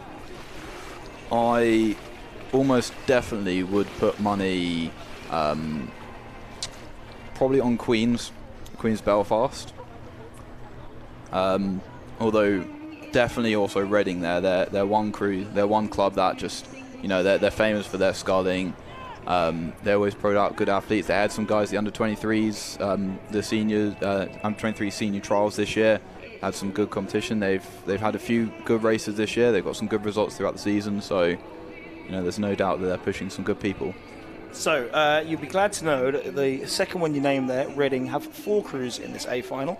So they may clean sweep the medals, but it's going to either be Durham or Bath who are going to try and stop that. Now, just looking up the course, I would say it looks really, really close. We've got some good shots here. That's Durham crew on that far side. That's a Reading crew there. Really pushing them on. Now, maybe not as smooth as we've seen some doubles go. It looks like they're really trying to force it along that Reading double there. Yeah, for sure. I mean, we're looking at the waters, and it's not bad conditions today. Certainly not as bad as it can be, but it's definitely not completely clean. So I think, you know, to their experience level, they're probably just trying to get the boat moving as quickly as they can to allow the boat just to be nice and smooth, and just trying to sort of clunk along. They've maybe just got a lot of power behind them. They're just trying to use that to the best of their ability. Yeah, I think 4 seconds were separating the first 4 crews, and for the sort of the neutral, you'd be probably quite happy that there's only one Reading crew in the medals at the moment, but Reading are not going to be happy about that. They're going to want to try and pick up more than just one medal from this final. No, for sure. You know, we've seen throughout the season, Reading, the races they've entered, they've been putting out a lot of crews. They've been having such big numbers. They've obviously sent people to trials. So it's been a really good year for them. But it's just whether this year has been enough, or if it's just a big squad that's going to take them the next few years to come. So it'll be interesting to see where the finishing positions are, whether they're going to have a big sprint finish, and if they're going to take any more medals, or if it's just going to be one. Yeah, just in a sort of picture-in-picture, we've seen Loughborough Queens and Nottingham Trent pick up their medals, the first medals handed out, and they're going to be joined, well, not exactly joined, but they're going to be followed onto that podium by, it looks like, Durham actually may be the ones who are going to run away with this medal. Yeah, it does. Durham have a length lead at the moment, which is sitting quite nicely. They seem to be quite comfortable in that. They're rowing quite well, good together. Coming over to that finish line, taking nice, just under a length lead there. See some good competition, but ultimately it looks like Durham probably took that by 3/4 of a length. Good battle for 4th there. Yeah, I got to give credit to Durham there. Like I said, like that Reading crew looked like they were really trying to just go. I don't think they left anything out there. They just could not get to that Durham crew that had done enough. Like, I mean, like you said before, you've been at BUCS. I feel like a lot of that is let's get out and control a race. Yeah, like it's important to have a lead. Yeah, for sure. You know, there's beyond like the sending the dirt towards and that. There's the big competition, big fact that as rowers we go backwards. So it's always a lot nicer to see a competition. And when you're getting beaten by someone, you can't see the people that are beating you, so you can't see whether you're closing them or not. You know, the only way you can go is if you look behind you, but that's not really going to help you much. So you have to have a bit of faith, and sometimes that mental sort of awareness and that just can sort of take a bit out of you. You know, you want to sit there ahead of everyone, be able to see everyone around you, control that race, And if you're not, if you're sort of sitting behind, got some crews behind you, you can't see them, you can't see where they're at, it might get you a bit mentally, and in a rowing race, being sort of mentally beaten is never a good position to be in. And then on the screen now, we've got the champ double final, and so Reading picked up a silver in the inter double, and then this will be their top crew here. It's quite a lot of up and down on that boat, I'd say, a bit of bounce on it, but they're out in front and working really, really hard through the K. Yeah, for sure. I think, you know, they've got a good stern dip going on there, which is showing they're just moving really well together. It looks like they're just getting such a pointed catch that they're just suspending so much. They're really lifting the boat out a lot of the water. You know, as a few years back, we saw a London crew do that at Henley, where they just sort of, that boat was just bouncing up out the water quite a lot, just lifting up a lot. It's very good for the sort of reducing a lot of the resistance, which is good for efficiency, but doing it too much can be quite taxing on the body as well. You know, you're putting a lot of them weight on sort of the handle. You know, you don't want to take it out too much, but given the strength of how they've been going, what they've done through trials now, I think that they definitely are a crew that know what they're doing. They know what works well for them. They're storming out in the lead as well. They're rowing really well, really fast, so you can't sort of doubt them here. Yeah, you know, we all do the same sport, but just there's kind of different styles, aren't there? The kind of the aggression on the front end. I mean, for me, it just looks like their blades are maybe even going to touch deep, and I think they're using the comp, so maybe they just feel like actually no, they're on the smoothies, aren't they? But sometimes you just feel like you get a little bit more traction maybe if you go slightly deep with your blades. Yeah, you know, I mean, we saw some of the Reading crews early using comp blades, so some have used them, some are using the smoothies. You know, we don't know what they've been using through the season. It's possible that they've been using the comp and then just switched to these different blade lengths and different spoon types. They might be using something else, but the likelihood is they've been using these throughout the season. You know, we see some really great rowers dig quite deep. I mean, Drysdale was famous for digging very deep, and, you know, he won enough Olympic medals to not sort of doubt him. So there's clearly some method to the madness. And if it works for them and they're leading the race, which they seem to be, they seem controlling it quite well. You know, we can't sort of sit there. They've got a just over 6-second lead at the 1500 metres, so they're sitting quite comfy out in front. They're rowing quite well. They're rowing together. They're not showing signs of slowing down or anyone coming up to sort of challenge them. So looking good. Yeah, Ed Fuller and Matt Long, you know, international caliber athletes there. So they know what they're doing. They're really punching it out in front. And 6 seconds, that's like a split of 2 better the whole time. That's just consistently faster than the opposition.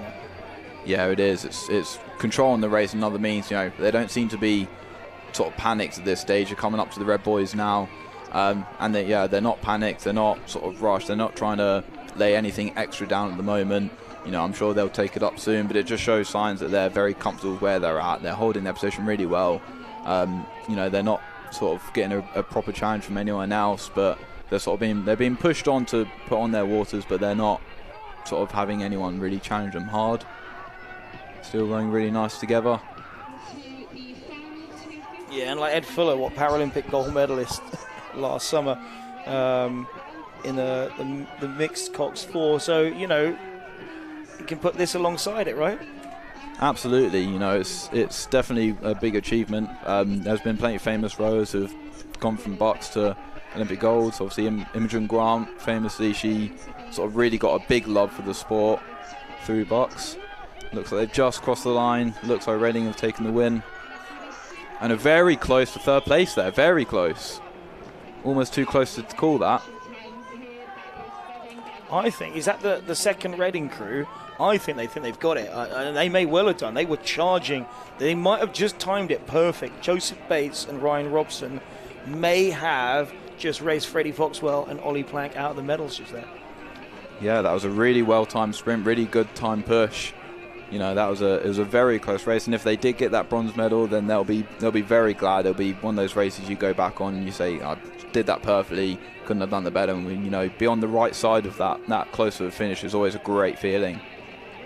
Yeah, like they'll have to go down and look at the actual across the finish line camera just to confirm that. It was Queens that picked up the silver. As you say, they've been really strong sculling-wise. That was Fergus Bryce and Conan Pazaya picking up that silver. And, you know, in terms of sculling, champ doubles, you know, that is a high-caliber medal there. Yeah, for sure. You know, there's no doubt. We've had some big names come through with a lot of the champ sculling events at BUCS through sort of the last 5-10 years. and that was a big race to win. There was very strong, very good sculling, you know, and especially with this year with all the men's doing all the doubles for trials as well. It's been a big push to be a bit better in the doubles than perhaps previous years. So there's definitely been a good focus on that. So it just pushes that pedigree just that little bit higher. Yeah, and so we get, it's quite rare actually. They don't always do Champ B finals, but they have got a Champ B final for the Women's Champ 4 here. Looks like we got a side-by-side. So it's the crew that I partly coach from Birmingham alongside, I believe it's supposed to be St Andrews. Doesn't look like we've got the Durham crew up there. So St Andrews versus Birmingham in just a straight one-on-one side-by-side for 2,000 metres.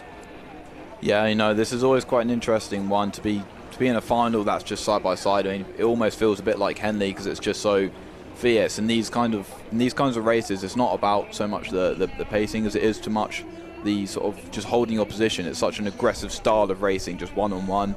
And both of them, they'll want to take the win in this race. So it's just going to be about getting out ahead, holding that crew. You know, it's who can get off and take the early lead, and then can they just sit into the right race pace to do it. But it's always going to be very tough. You always end up pushing a bit harder than you normally do. And it's going to be a very close one. But it looks like it is about maybe a length between the two crews. Yeah, St Andrews look like they got good command of this race. Just our shot in there, you can see the first champ medal. So the champ medal there for the double for Reading there. And so we had Queens, we mentioned them, and then we will see, was it Reading? We thought it was Reading that had got the bronze, so Queens will be picking up the silver medal there. You can tell it's a champ medal because the red ribbon, the other medals have sort of white ribbons on them. And then as the camera will pan around, we'll just see, was it Reading that got through first in that really, really exciting final? Yeah, and it looks like just St Andrews there, just pushing further and further away. It looked like they had about a length, but they've just been pushing it on and on. You know, they're really giving it some power now. You can see from their rowing there, you know, they're rowing very well, very good together. They're definitely giving it some proper effort there. You know, commanding lead.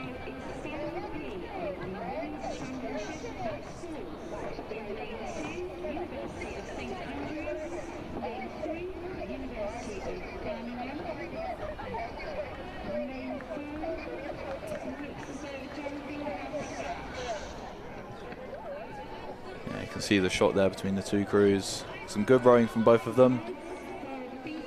Not much of a challenge for the St Andrews crew, but it's never too late. They're only sitting about the halfway mark now. Yeah, so I'd probably tell my Birmingham crew just to save a bit of energy here because they've all got other races to do. We've mostly got our athletes just to do 3 races, but maybe there might be 1 or 2 that have actually got 4 races across the 4 days. But it's quite a tough shift, wouldn't you say, Sam? Yeah, it really is. It's very taxing when you're racing not only that much, but that many days in a row.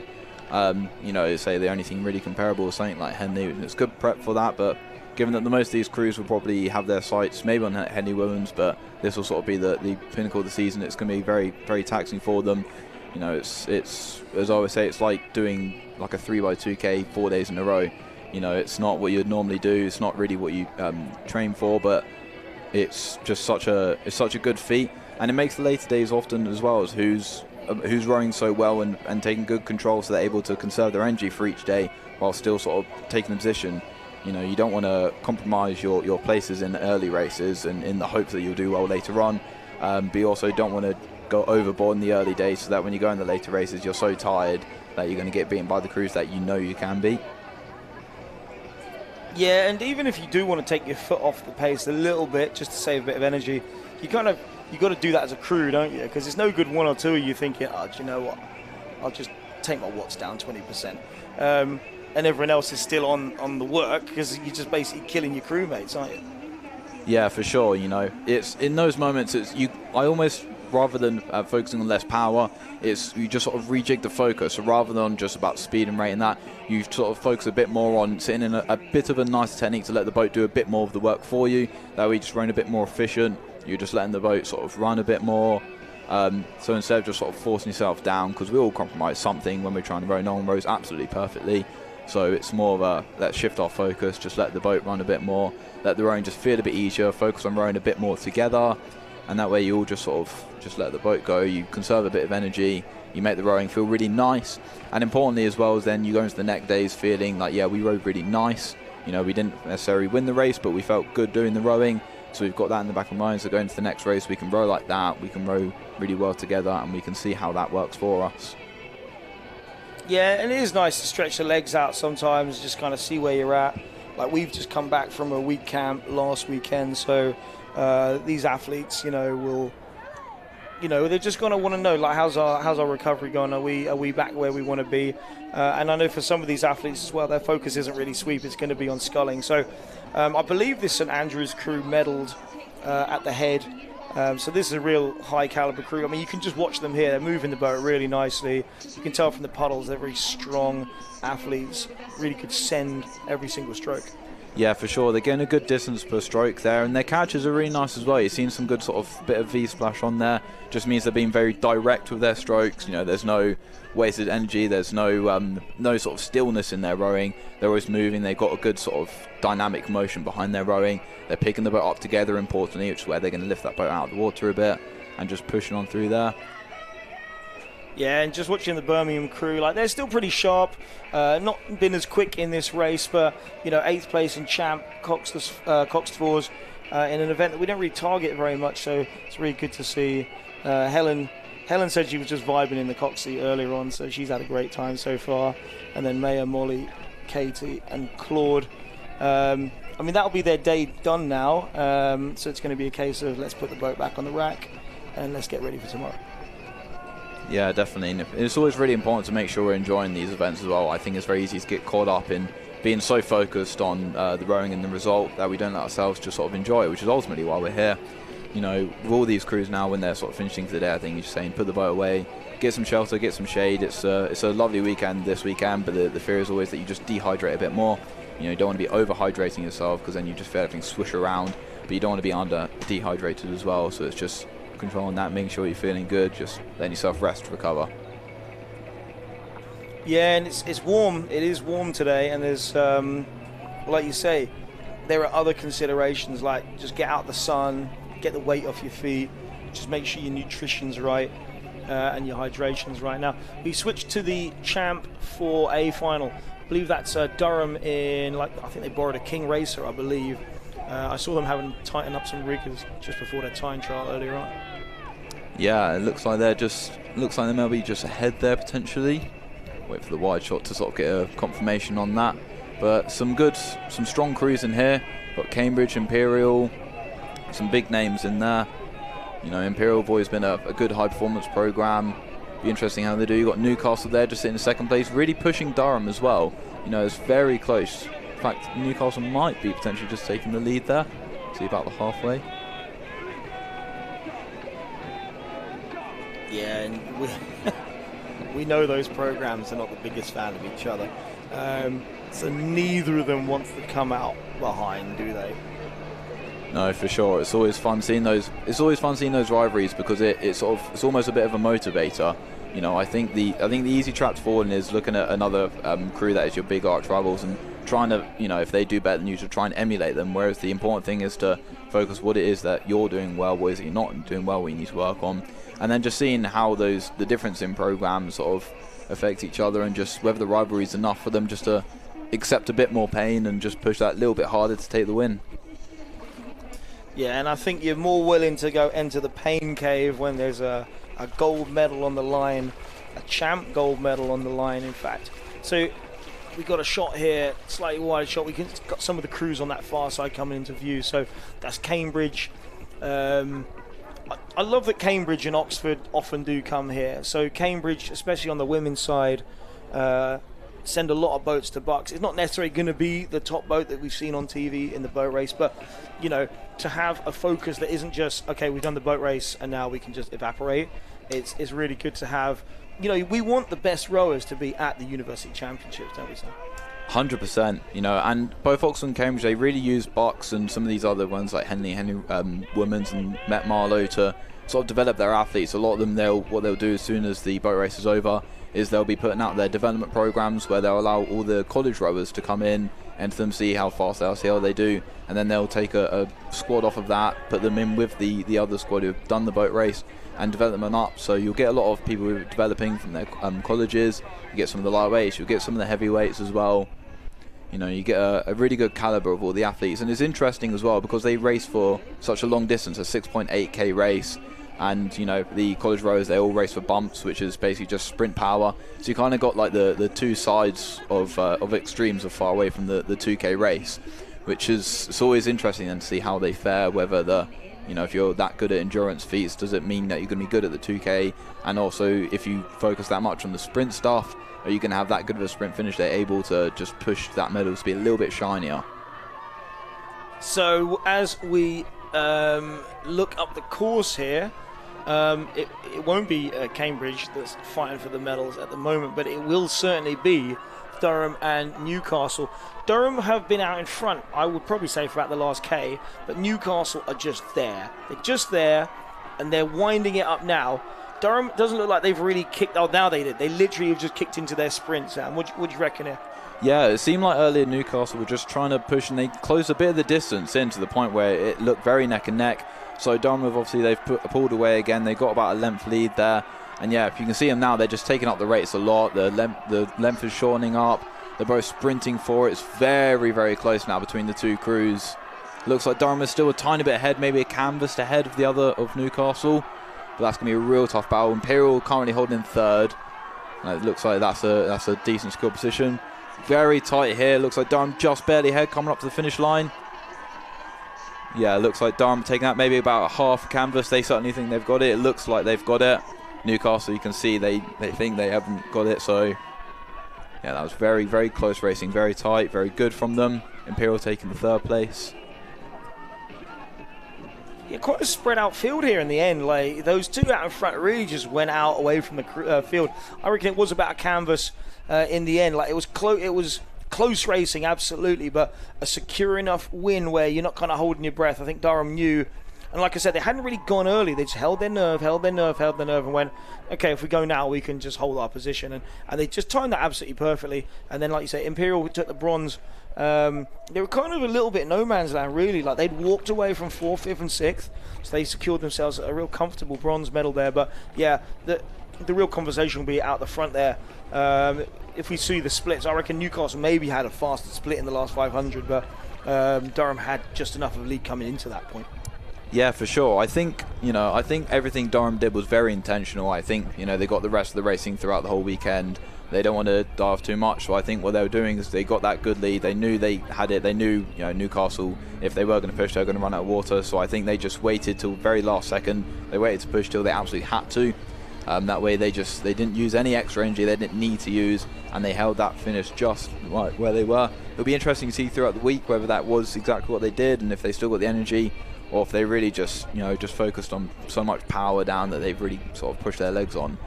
It's always a tough one for that Imperial crew as well, being the no man's land. When you're so far away from the crews that are first, second, you don't really have what it takes to push up to them. But when you have the 4th place so far behind, you can't just let it down either. You kind of have to keep pushing with no one around you to motivate against. So what we've got now, following that really, really exciting medal race, we'll probably see those crews as well pop up onto our screens in the bottom right corner as they receive their medals. We move to the champ lightweight, open champ lightweight doubles. This is the B final, and in this final we have got Imperial, who have just been on the screen just a moment ago. We have Bath, Reading, Queens, Surrey, and the UOB University of Birmingham B crew will be over in 6. So that was lanes 1 to 6. So we've just kind of panned right to left and again panning back left to right. Quite a long way to go in this race. So we've got about, I would say, 1,500 at least to go. So probably can't give you too much in terms of who's going to win this at the moment, because there is so much left in this race. Yeah, for sure. You've got that Reading crew in there as well. We were saying earlier, they've got so many numbers, they've got the strengths. They took the win early with that powerful crew, so it'll be interesting if they've got what it takes. Obviously, we've got Bath in there. We've got that good performance program from them. Imperial High Performance Club. You know, you've got Queen's University Belfast, who are saying they've been doing lots of racing this year. They've managed to get a lot more racing than most people in the UK have, which I'm sure will do them some good favours. So it'll be interesting to see if that's, you know, going to take their edge for them. But yeah, these early stages, it's hard to tell. Looks fairly close. So Sam, take us a little bit behind the scenes. What's your kind of, if you had to sort of go day in the life of a lightweight sculler on race day, like what does it look like, do you reckon? Yeah, so I actually did the lightweight single back in 2023, I want to say. For, you know, going up to it, your main focus, obviously it's still on the training, but it's on your weight as well. It becomes a bit more thing in your mind. The morning of, you'll probably be weighing yourself first thing in the morning. You'll be debating sort of what to eat. You've probably, from your weight the previous night, you've decided, you know, what you're going to eat, when you're going to eat it. Then it's just out to race day, trying to weigh in as early as you can. You know, the lucky thing is if you're racing early enough, then you just got that, you got a nice early weigh in, so you can just weigh in there, then eat whatever afterwards. So it's going to be a case of turning up, probably wearing as much kit as you can, walking up. You know I sort of stuffed on coats and everything. It was nice and warm, so I got a good sweat on through that. And then you're putting on just your kit. You can wear any kit when you weigh in as a lightweight, so you can, you know, you tend to just find the lightest pair of kit you can. I had a friend who let me borrow very, very light, very thin, all-in-one, which you take off everything, take off your socks, your hat, whatever it takes. I would just cut in just for a sec, Sam. I'll let you carry on, but we just see on our screen that was Durham, Zoe McCutcheon, Sydney Bain, Isadora Kennedy, Daisy Jackson, and Alex Gentry picking up their gold medals. And we just heard the cheer outside for the Newcastle crew picking up silver. Harriet Taylor, UC Ude, Lucy Thompson, Rachel Bradley, and Ellen Thomas. So yeah, Sam, so we got to the point of you're about to weigh in, right? Yeah, we got to the point where you weigh in. So you got your weigh, hopefully you've made the weight, and then after that it's just basically focusing on fueling yourself up, trying to get in the right food. I think the easy trap to fall in is, you know, you've weighed in, so you just go and you eat as much as you can and whatever you can, whereas you need to be sort of a bit more thoughtful about it, get the right kind of food in at the right times, you know, think about when you're racing, and then it's just about trying to make sure you're in the right physical state as well as mind space. So just make sure you're well hydrated after that point. That's probably easy thing to lack is the hydration when you're trying to weigh in. And then just focusing on the important things that makes good lightweight rows. You know, they're not as big as strong, so technique is very important. So you've got to be very mentally on it. Flexibility and mobility is very important. So getting in some good stretching is always going to come really good and handy. So some really interesting insight there, Sam. Thank you very much for it. This race, this B final, is now in the closing stages. We're about 500 metres out. I would say lanes 1 and 2 are having a little bit of battle with each other, but then it's quite close between lanes 3, 4 and 5, and then Birmingham over in 6, maybe in that race with lanes 1 and 2. So we've kind of got two different parts to the race going on here. Yeah, for sure. And looks like that Reading crew did just try and make a move just to see where they can push themselves up a little bit higher. You know, though it looks very tight up there. It's hard to call who can sort of get that goal at the moment.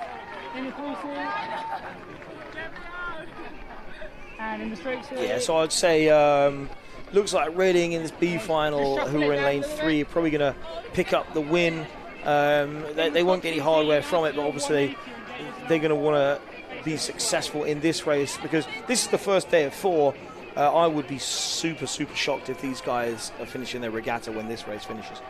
Yeah, no, it's definitely not likely. They've definitely got some more racing, you know, and it's always that point as well with these, especially when it comes to the B finals, is do you just want to conserve the energy or do you want to go for it to sort of build the confidence? You know, and some of the newer rowers, they probably want to build the confidence bit. You know, they will get quite tired because they're not used to it. But I think the confidence and the enjoyment as well of placing somewhere good is always just sort of outweighs it. At one point, you're just gonna want to go for it. Looks like that Reading crew have just made a really big move. They're trying to push through.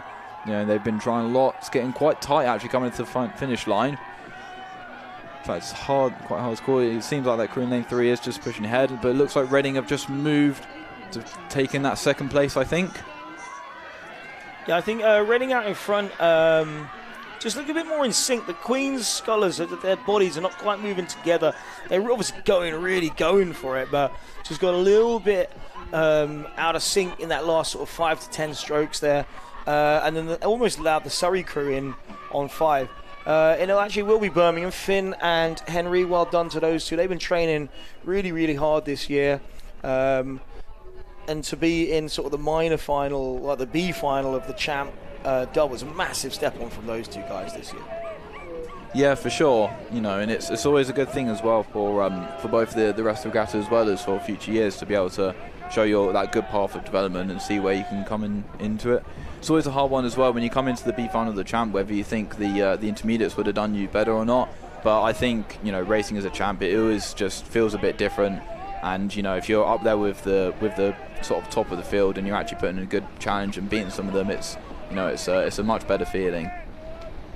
And don't think it's deja vu. We're going to say Queens again. We're going to say Birmingham again. But this is the A final. The A final has Nottingham, Reading, Queens, UE, Birmingham and Sussex. So UE coming back onto the scene. Like, they were pretty good back in sort of the early 2010s through that decade. And they're back on the rise. Yeah, no, it's definitely been an interesting year of seeing who's coming out where. I think a lot of it, especially the past sort of 2 years, has been about who's able to get out rowing the most. You know, with when you have the people leaving and then the new people coming in, it's how much can you get them out in the water and how much can you translate what you've been building in on the ergs and in the weights room and put that onto the water. So it's really good to see some of these crews sort of coming back on the scene and being up there.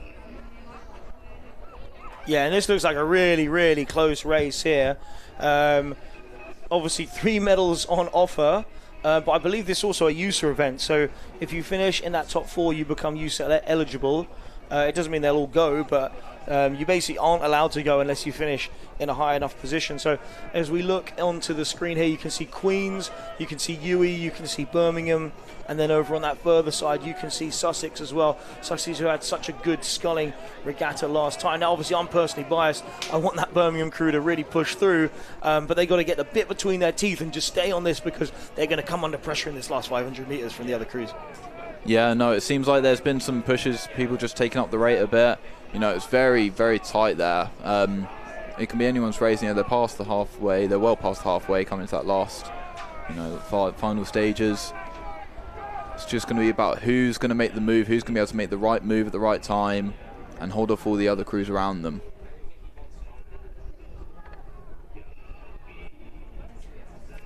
Yeah, so at the moment it looks like a 4-way battle for the medals, like the ones we said. It is still Queens. Queens' sculling has been phenomenal for a long, long time now, and they are out in front of this. UE, as I say, they're back on the rise. They're in this. They must have got straight through from the time trial. In fact, those two would have come straight through from the time trial. But it's Birmingham putting pressure on UE, and on the outside it's Sussex putting pressure on Birmingham. Yeah, it is that Queen's crew just ahead. I think, you know, as we're just saying, that the racing they've done this year is definitely coming in handy for them. They've got just a bit more experience than everyone else. There's some good results at BUCS Head. So they've got, you know, they're doing really well this year. They've got that sculling just nailed down. And yeah, that Birmingham crew is just pushing really well.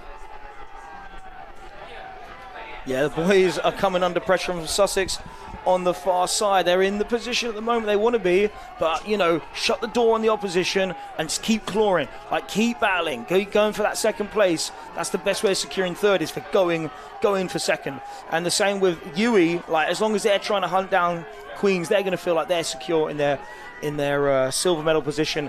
And as we kind of come up to the line, you just saw from the camera shot there, it has kind of split out a little bit. So each of these crews have maybe a length and a half on their opposition, and I suppose that's a nice place to be in. You kind of know what you've won. You probably feel like we couldn't maybe have quite gotten the crew in front, but that is going to be a champ medal for Queens in the gold. The UE boys are really happy. Oh my gosh, yeah. Chaz and Skip fantastically happy in the Birmingham boat. They really, really wanted to medal here, and they have just pulled that one off. On the shot there, you can see the two Queen's scullers. That was Adam McKinley and Benedict Weiss. They're going to be the gold medalists there. And then the UE double of Ewan Johnston and Felix Cook, they were the silver medalists. And then John Skipper and Chaz McGill, Charlie McCutcheon, that is, picking up the bronze. Yeah, no, it seems like all the crews are very, very pleased with that, with their medals there. You know, it just seems like they clawed it out to a length. I always say to my crews, when they get into those last final stages, just keep pushing. You never know what's going to happen until that finish line has been crossed. anything can happen. It's anyone's game still. But that was, I think, a really well-deserved place, for everyone to finish about a length sort of after each other. It really shows they were exactly where they sort of deserved to be, and I think they're pleased for a good reason. So next race is back to a B final. It's not a medal race. It's the women's beginner singles. It's coming really thick and fast. Like these ladies time trialed at about 1:30, and then they didn't have that long off the water before they were hitting their semi-final. And that was earlier in my commentary stint, and my commentary stint is not that long today. And to see these athletes racing again just tells you kind of how condensed this scheduling is for the crews that kind of get into the major finals. The ones who kind of go straight to the minor finals, they got quite a big window between the time trial and their final a bit later in the day. But yeah, this is a real challenge of who's got that kind of that endurance. So you mentioned about the Cambridge athletes that train for kind of 6.8k. They would probably be doing quite well in this kind of situation, wouldn't you reckon, Sam? Yeah, for sure. It's I mean, especially with in these events when you've got such a short window, you want that endurance space to be able to sort of help you. You want as well just to have that sort of knowledge on how to recover. I'd almost say for the beginners, it's sometimes a good thing to have not too long, because if you go in the time trial and you do well in the time trial, you have that sort of confidence of it. You've just done it, and you've got it still fresh in your mind, and then you go into that final and it's still recent enough that you've got it sort of in your mind of how it felt, that you can do it, that you've got it nailed, you've already done it, you know what it's going to be like, you've just done it. Whereas if you have a larger window, you can almost start to forget a bit, you blank out sometimes, and so you sort of lose that confidence that you've built.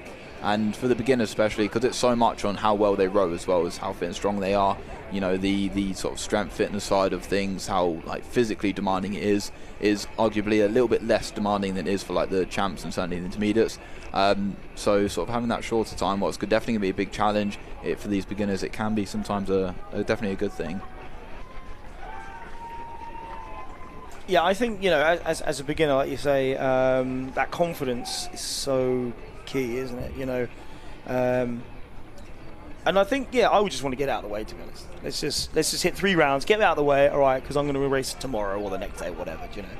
Yeah, definitely. Sometimes you do just want to get out of the way, and I think especially in the single, because it's you're there, you're by yourself, you kind of want it to be over. And the singles, obviously, the trickiest boat, it's the hardest to sort of go in and sit and row well. So you want that confidence. It's just so important to have that. And a lot of these athletes, as much as we all love rowing, when it comes down to it, we kind of all hate it at the same time. So it's definitely always that sense of don't want it to, you just want it to be over, want it to get done. Yeah, and just picking up, that's the Queen's lightweight double, picking up their gold medal. Fantastic work from them. And then coming on to shot, you'll just see in a moment, it's going to be Yui. Now, I don't have the stats. I don't think that Yui have won a champ medal for quite a long time now. So really well done to Yui for picking up a silver here in the champ lightweight double. That's phenomenal work. I know they're down on that canal in Gloucester. They'd have been absolutely putting in the miles. But you don't win that by accident. So they've been putting in that effort. And to only be beaten by a Queen's crew, and we know how good Queen's of Sculling is, that's phenomenal work from the University of West of England down there. So, they're not just back on the scene, they're back on the scene and, making inroads into the podium as well. And then just coming into shot now, I know they're going to be really, really happy. This is Skip and Charlie just going to be picking up medals. Don't know if any of the Birmingham, some of the Birmingham people have come round to cheer it, but it's really good because at Birmingham, I'll be honest, the women pick up most of the medals, but we had a men's into 4 pick up a bronze at the head, and then obviously for the men to pick up a champ medal here. That's fantastic stuff. It's not that we want the women to pick up all the medals necessarily, like parity would be great, so it's good to see more medals there. So shiny stuff you can take back to campus and hold up and go, look, we're doing all right. Really important for some institutions, like we're one of them.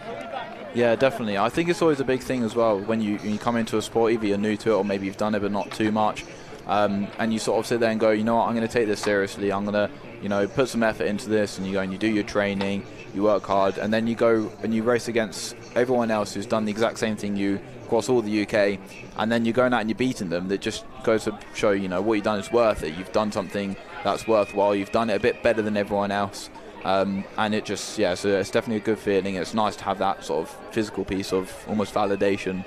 You know, a lot of the sacrifices that I think a lot of people put up for it, especially university students, you know, whether you're not necessarily socialising as much as your other friends, or going out, or maybe you're spending a lot more of your money on food and sports than most other people.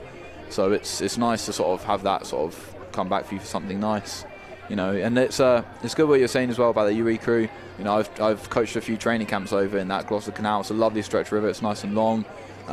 So it's good to see that, you know, they've been out there, they've been making the most of it, and it's rewarding them.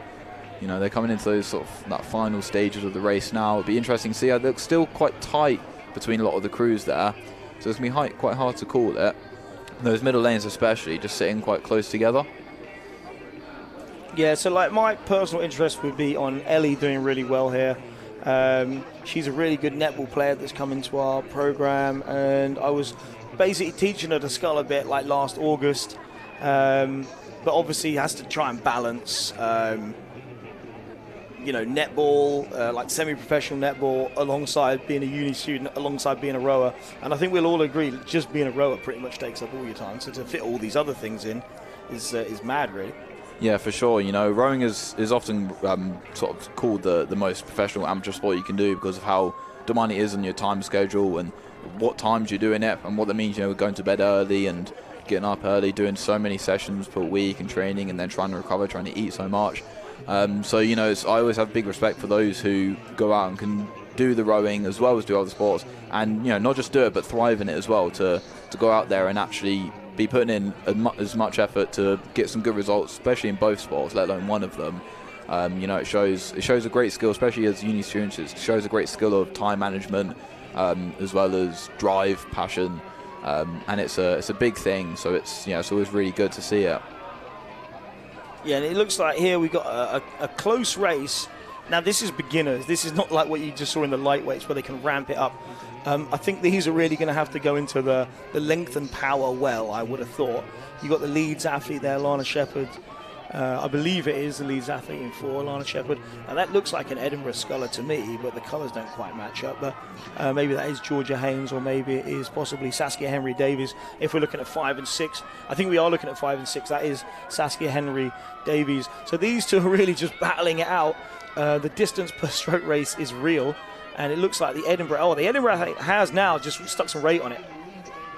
Yeah, the Edinburgh scholar, she has just taken that up a bit. You know, taken out, definitely going a lot further than the others. The rate is definitely higher. You know, coming a bit more, just taking about a length lead now, actually. So it's, you know, just extend that out, just going a bit more and a bit more, just to take that win there. Really impressive. So as this women's beginner B final comes to a close, I believe I'll be handing over to Finley, if that's correct. So it's been a pleasure. You will hear my voice again at some point. But Sam's going to carry on, and it's going to be Finley taking over from me. So have a good afternoon, gentlemen. Yeah, cheers for being us. Hi, Sam. Nice to meet you. Nice to meet you.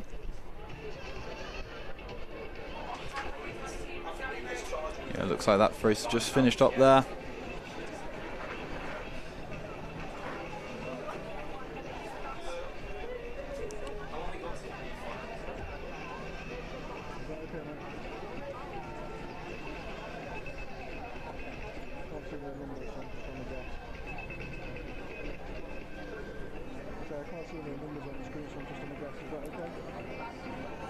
Okay, it looks like that should be the A final of the women's beginner singles there.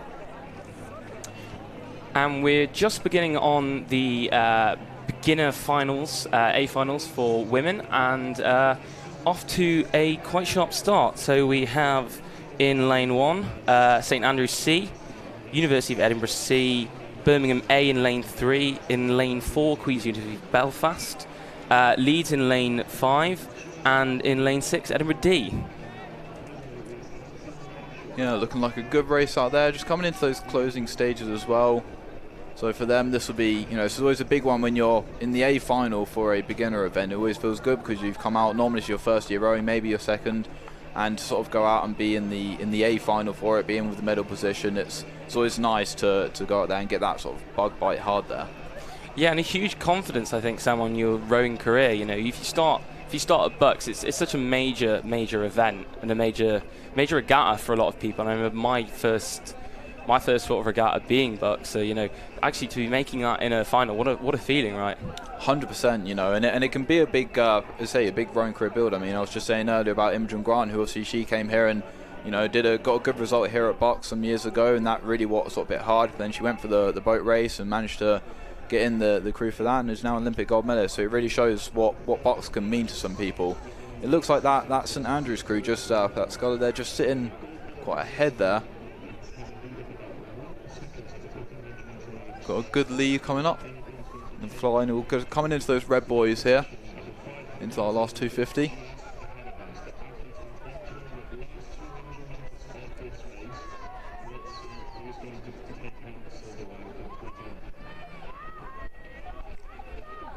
And this will be a good confidence boost here to take the lead, but not only to win, but to win by the lead that she's got at the moment. Yeah, a huge confidence boost. The speed at which these singles can propel themselves it's astounding, and it's amazing to watch and to think, wow, these people are only just starting on their rowing journeys and they're doing this amazingly already. But from a personal perspective, it must be phenomenal. For sure, it's not just about the fact that it's beginner, but because you're in the single, it is just you out there. So it means when you're winning the medal, it's not you and your crew, it's you winning that medal. And to win a race by this much as well, it means that it's not just you being better with the crews. It's just you as an individual. You're that much better than everyone else in the field out there. See that we're winning there, very very pleased, winning by a huge lead.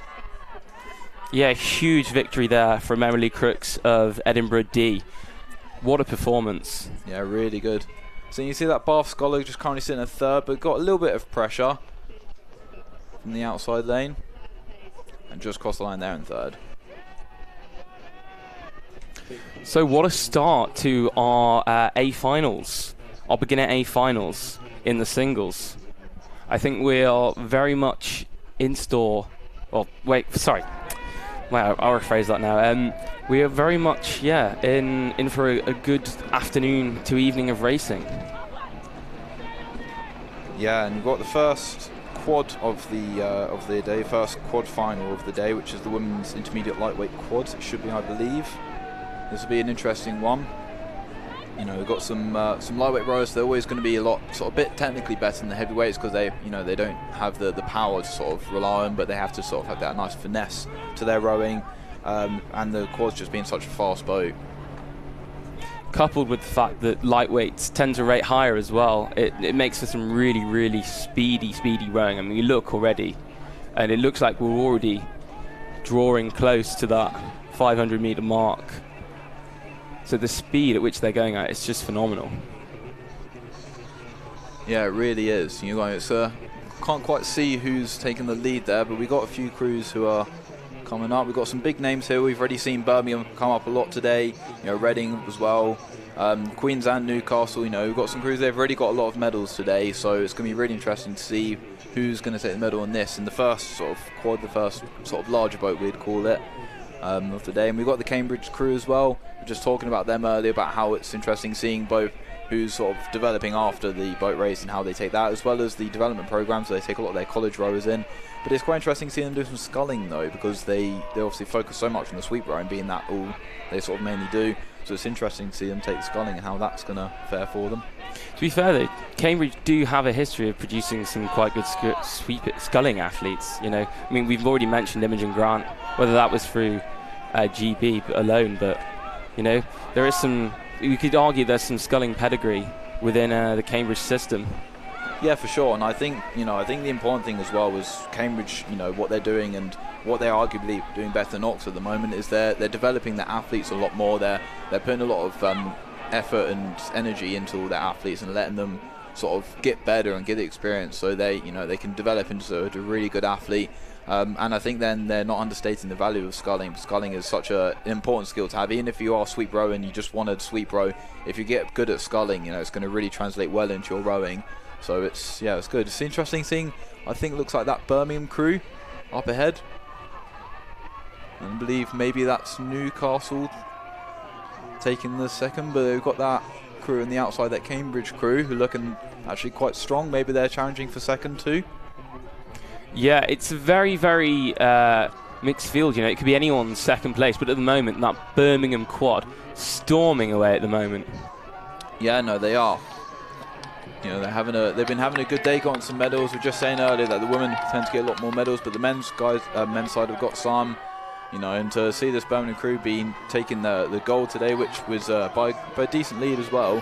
If they cross the line, holding where they are right now, then that's going to be a really big for them. It does look like potentially it is that Cambridge crew that are in second, maybe about a length on the Newcastle crew.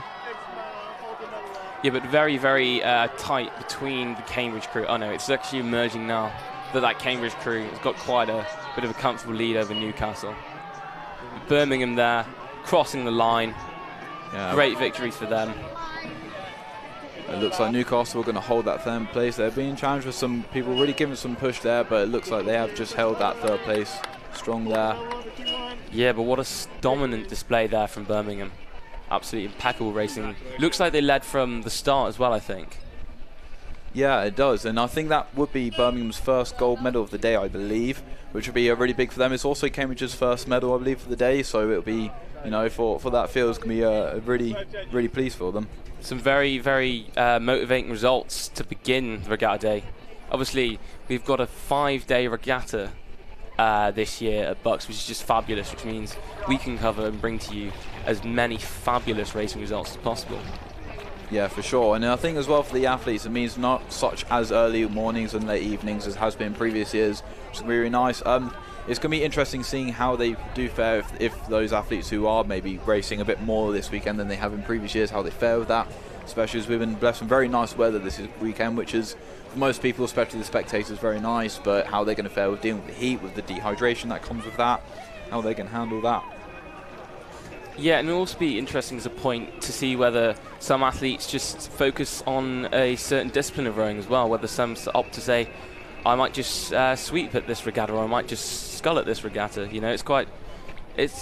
be interesting, coaches might have to decide and make some decisions, but it'd be interesting, But all that means is we get 5 days of great quality university rowing. Yeah, for sure. All right, coming in here, we've got our first sweep final of the day, which is going to be the Championship Coxless 4. This is the B final. Got some good crews in here. Who have we got racing in this one?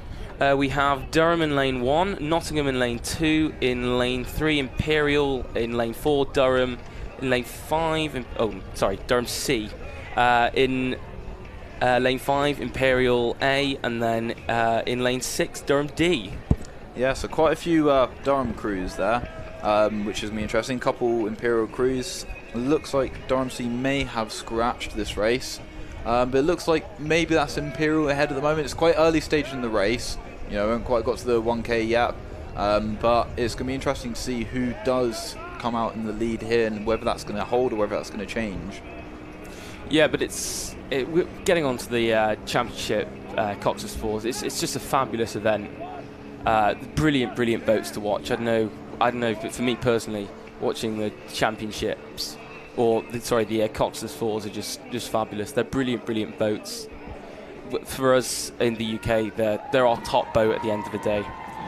We have a lot of great Olympic history with the Coxless Four as well, so it's lovely. It's great to see potentially future GB athletes rowing these Coxless Fours. Potentially one day rowing it in maybe Atlanta. Yeah, for sure. We've already seen a few guys today that have been in the trial system, and we've got some high performance clubs. Obviously, Durham have always been a very good club. They've been surging a lot recently. They've been, having a big push with Fletcher coaching them. Imperial, obviously, with Peter coaching them. They're still a high performance club. They're pushing out, gotten some good athletes going. So it's going to be really interesting to see how they do, and especially with so many crews out in this race, and it'll be interesting to see how the A final goes. But they've really got some good finishes here. So looking like Imperial A leading in the 1,000-meter mark.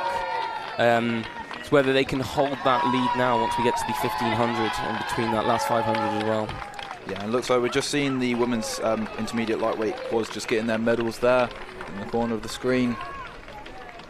They look absolutely delighted. Very tired, of course, as well. Obviously, the 2,000-meter sprint is one of the most brutal sporting events in the world, I think. Obviously, as a rower, most people can't describe that feeling until they've actually rode 2,000 meters flat out. Yeah, for sure. And we can all be biased, but and I think the important thing as well is that the better we get at rowing, the better of a rower you become. Almost the harder it becomes. It doesn't become easier, it becomes harder because you're able to give that much more of yourself. You're able to set with a bit better technique and put more pressure on. You're able to give a bit more. And it looks like the two Imperial crews ahead, very close between them, which is going to be quite interesting to see. And then just got that the Nottingham crew behind them. Obviously they're home waters, so they're going to be very used to this. Not too far behind the Imperial crew either. We're in the last 500 meters now. They're not too far for the Red Boys. So it's going to be interesting to see if they hold those positions, or potentially if those two Imperial crews swap positions or not. It'd be exciting. It's very great to see a bit of inter-club rivalry. Nothing beats it, I think, because it matters even more when you're rowing against your best mates. And it's nice to be able to get the better of them. Just in the corner there of your screen as well, the Cambridge women collecting their medals. Yeah, and I think the inter-club competition, the day-to-day inter-club competition, is really what allows athletes to stay motivated, to keep pushing, to be better. Because they gotta earn their seat in the boat. They've always got that one person whose earth scores are so close to you, which is where those clubs who have bigger programs, have got bigger squads, like the Reading Imperials and that, why they tend to do so well is because they've got so many athletes just pushing each other. They've got the great programs, they've got good coaches, great equipment, but it's ultimately down to the athletes to make the most of that, and having each other to push off of is such a great thing. Looks like they've just come into the last stages here, as we can see. Very close between the two Imperial crews, but it does seem that one crew has just kept that lead they've got there. Nottingham have got on a big push now. They got a bit of overlap on that other Imperial crew, but it's only about canvas, maybe half a canvas, so they are going to take that third place. Lovely bit of inter-crew rivalry there between the two Imperial crews. I think you were talking there, Sam, about how that inter-rivalry pushes you further. And it's like, I remember reading about in the boat race how actually a lot of the most harsh bit of the competition is rowing against your best friend. People that you've been in the crew, you've rowed alongside, and you've sweated and you've toiled as much as them. And you might miss out, and it's nothing is worse than that. But at the same time, if you can do that and you can push hard against your friends, then you can push hard against anyone in the world. If you can do it against your mates, that's I think so much harder, just because it's more personal. So yeah, great bit of inter-club rivalry. Yeah, for sure. It's always that big challenge. You always want it to be, you always want to be the best in your club. You don't want people to be out there beating you. And it can be such a big motivating factor. Coming into the A final here, who have we got racing?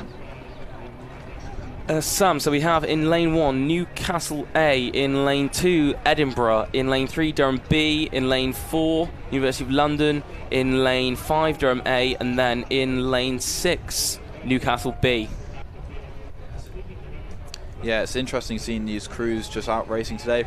Obviously, I'm a bit biased because I used to row at BUCS myself, so it's interesting not seeing any BUCS crews. I know it tends to be that we just don't race on the weekdays, but just stay on the weekends. But for the Championship Coxless 4, it's such a, as you were just saying, it's such a big event, something that we pride ourselves a lot in.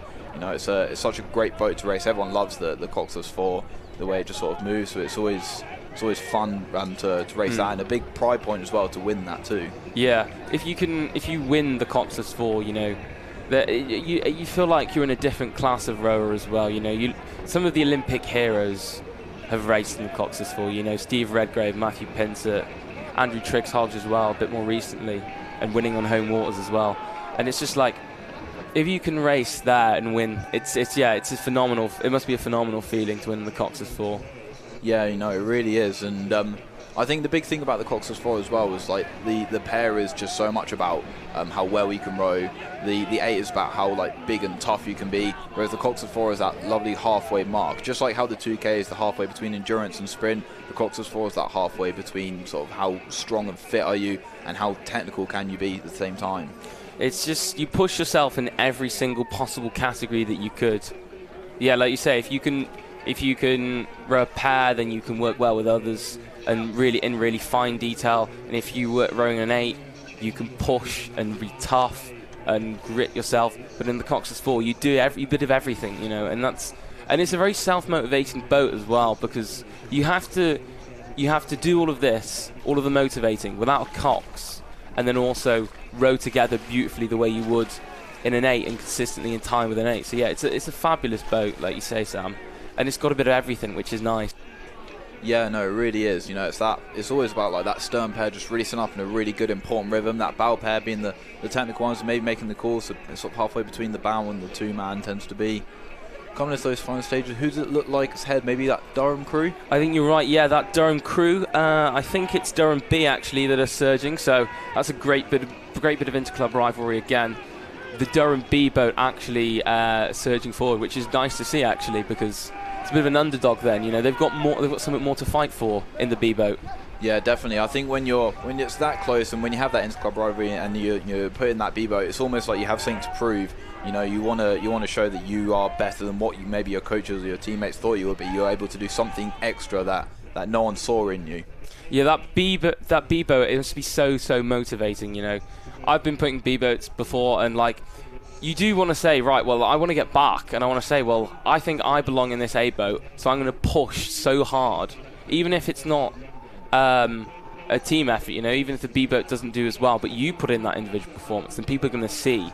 And obviously, the case for now with this Durham boat is that for Durham B, it is paying off actually, and that it is close. London in second as well. Yeah, so it's that Durham versus London actually that's sort of sitting up there ahead. But it is that Durham B crew there is just sitting ahead there of the Durham A crew, which is interesting. It means they got quite a decent lead on their A crew, so they're really showing something. Yeah, really good rowing here. Looks like that Durham crew have just sort of pushing further and further ahead. They're really giving a big sprint now. Their rate's gone right up. You can see they're very aggressive. They're still very good. They got a very good catch going on. They got a nice V-splash. They're very direct. They're just surging up. And at that point, are they going to just take it down? They're nearly up to the finish line now. Fabulous bit of rowing there from Durham B. Absolutely fabulous. You can see the look on their faces there. They are ecstatic, and they certainly deserve to be. You know, it's incredible. You know, there's an embrace there between the bowman and his man in front of him, and it was just great to see that. And it must be so brilliant for Durham B to be able to get away with that win there. Yeah, and interesting there, seeing the Newcastle crew. They were trying to big push for third place there, putting a big sprint in. I don't think they would have run out of waters anyway, but they just stopped like a little stroke early, so it's just a little mistake there on their part. But as I say, I don't think they had the waters anyway, but it was a huge shove from them. Yeah, it's the worst place to finish, isn't it, in any race, to be honest with you, fourth at regatta, because at least if you have third, there's some consolation, but the worst place to finish obviously has to be fourth, which is a shame. And yeah, there's that Newcastle crew got to be feeling it after that big shove that they put on. Shame they ran out of water. Yeah, for sure. You know, it's always, you always want to come back with vengeance at that point. I find sometimes that can be a good motivator though, because they'll sort of have something to prove and they'll push on and try and sort of show something coming into the next years. You know, I think it's easy to get complacent when you're just sitting that far ahead of the other crews, but you know, when you're sitting that close and you're just so close to medaling, you really want to get it next time. Yeah, the only consolation is if they are racing in another boat, that'll be another fuel to the fire and say, well, I didn't win in this one, so I've got to prove that I can win in another boat and do something special in that boat. Yeah, for sure. So we should be coming in, looks like the F final for the beginner singles. So we're coming into some of the minor finals now. Who have we got up racing here? So we have, in our G final, we have in lane 1, the University of Lincoln. De Montfort University A in lane 2. In lane 3, we have Sunderland B. In lane 4, Royal Holloway C.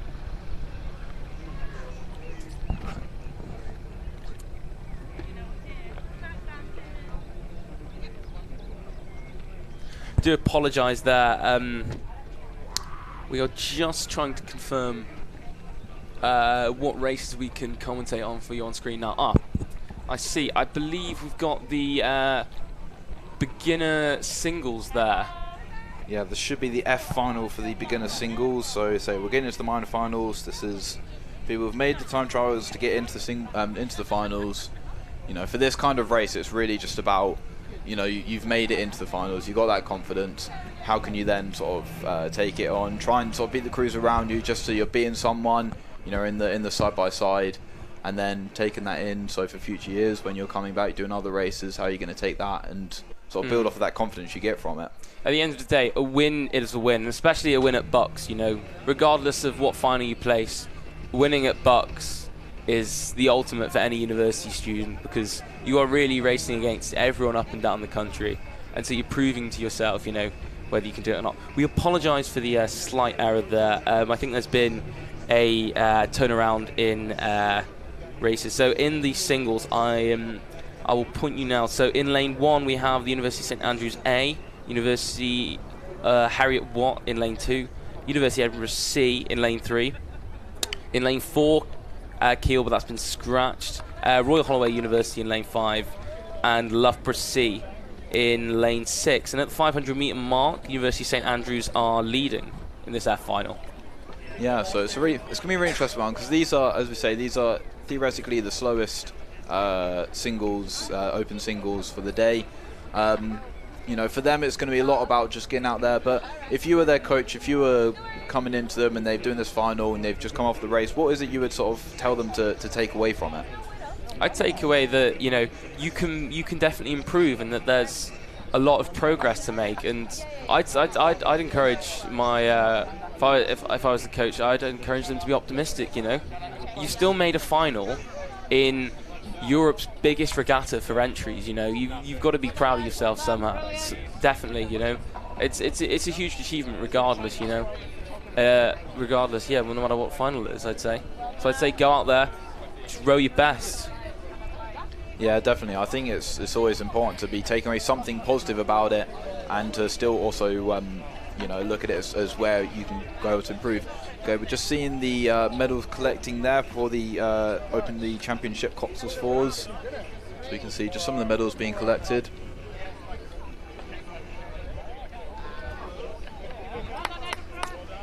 Not quite yet approaching the 1,000 metre mark, but it looks like who's leading now? I'm just trying to check. Can you see? Can you see Sam? It's hard to tell. Can't make it out from here either. Hard to tell at this stage, but we seem to have a clear leader there. Who might that be?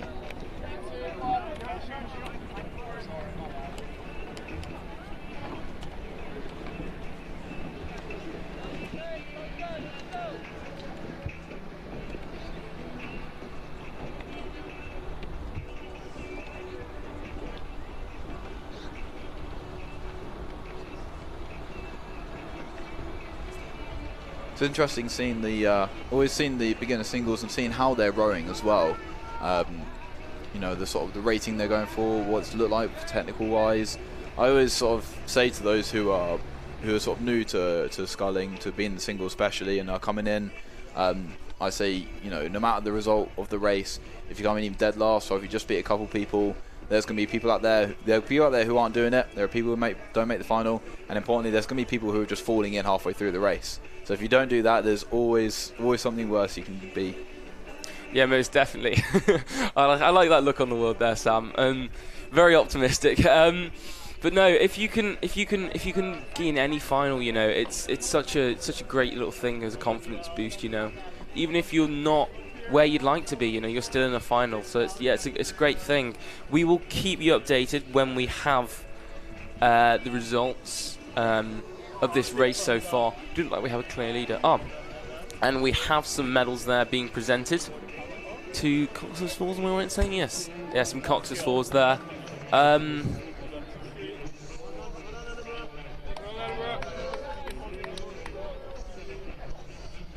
That Durham crew there being presented with their medals. Directly below us, actually, from our commentary tower.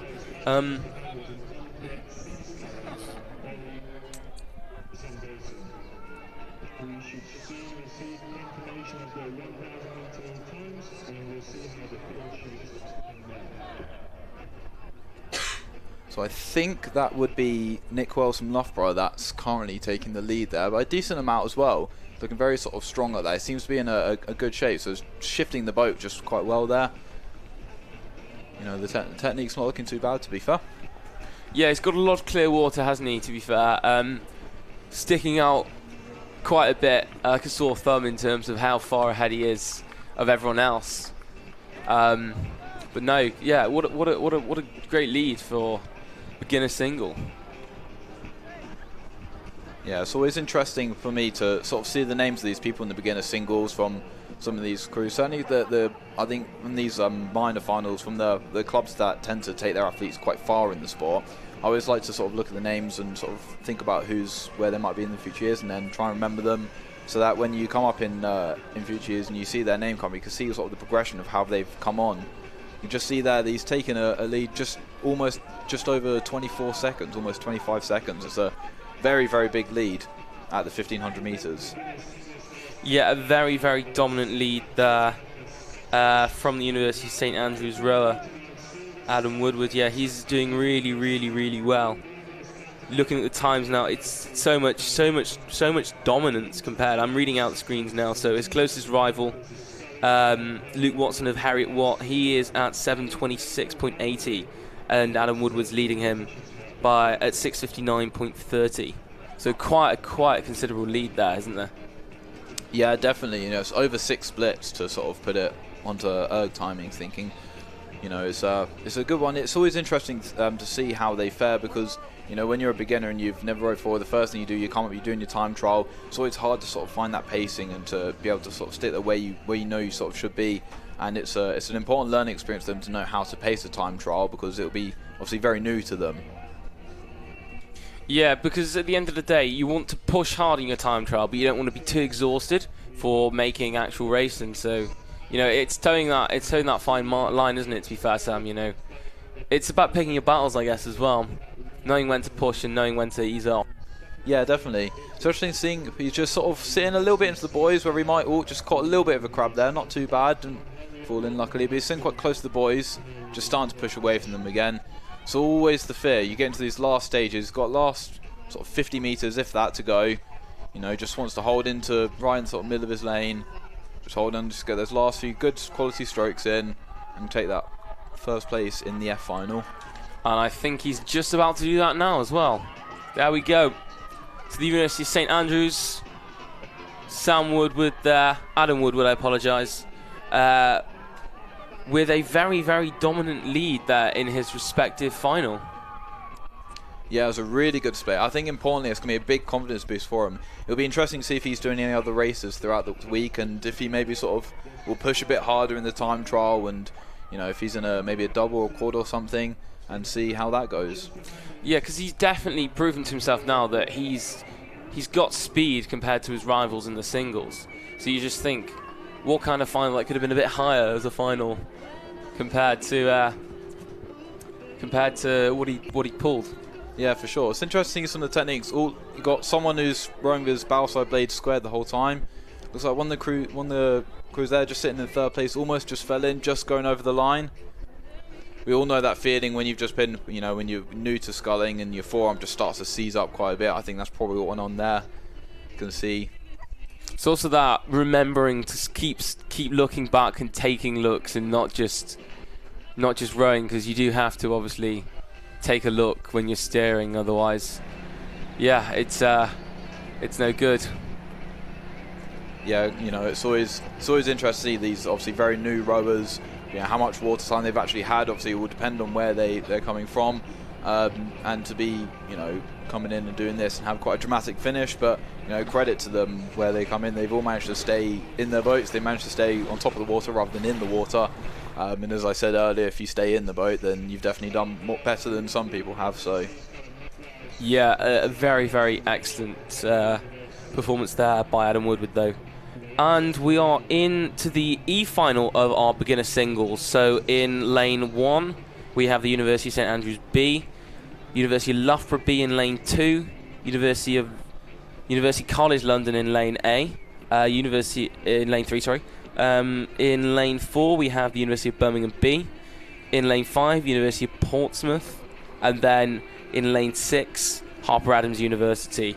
And at the 1,000-metre mark, Alexander Raymond Martin of UCLA is leading this E-final at the 1,000-metre mark. Yeah, I think the interesting with these sort of the slower end of the minor finals is to see how the times stack up. You know, as we were saying earlier about the time trials, it's always hard as a beginner to know how to pace them, how they go. Very much depends whether something happens, if they caught a little crab or something as well. So it's interesting to see if they're if the times fare up well, sort of they're very matched, whether these guys are clearly fast or potentially if some of the guys in the F final should have maybe been here in the E final. It's about whether it's still about that debate, isn't it? Because you've got 500 meters knocked off in your time trial, so you think, right, do I push a bit harder in this first 500 and last 500? Because really, I've not got as much to push. So, and I could end up in a better final.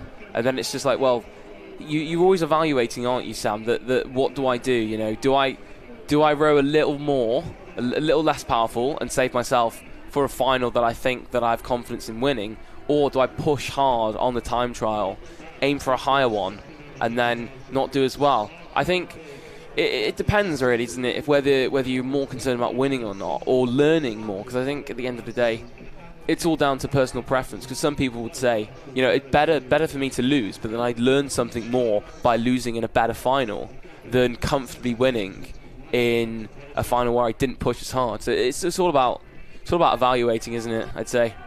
Yeah, no, there's definitely a lot of sides to it and a lot of things to consider.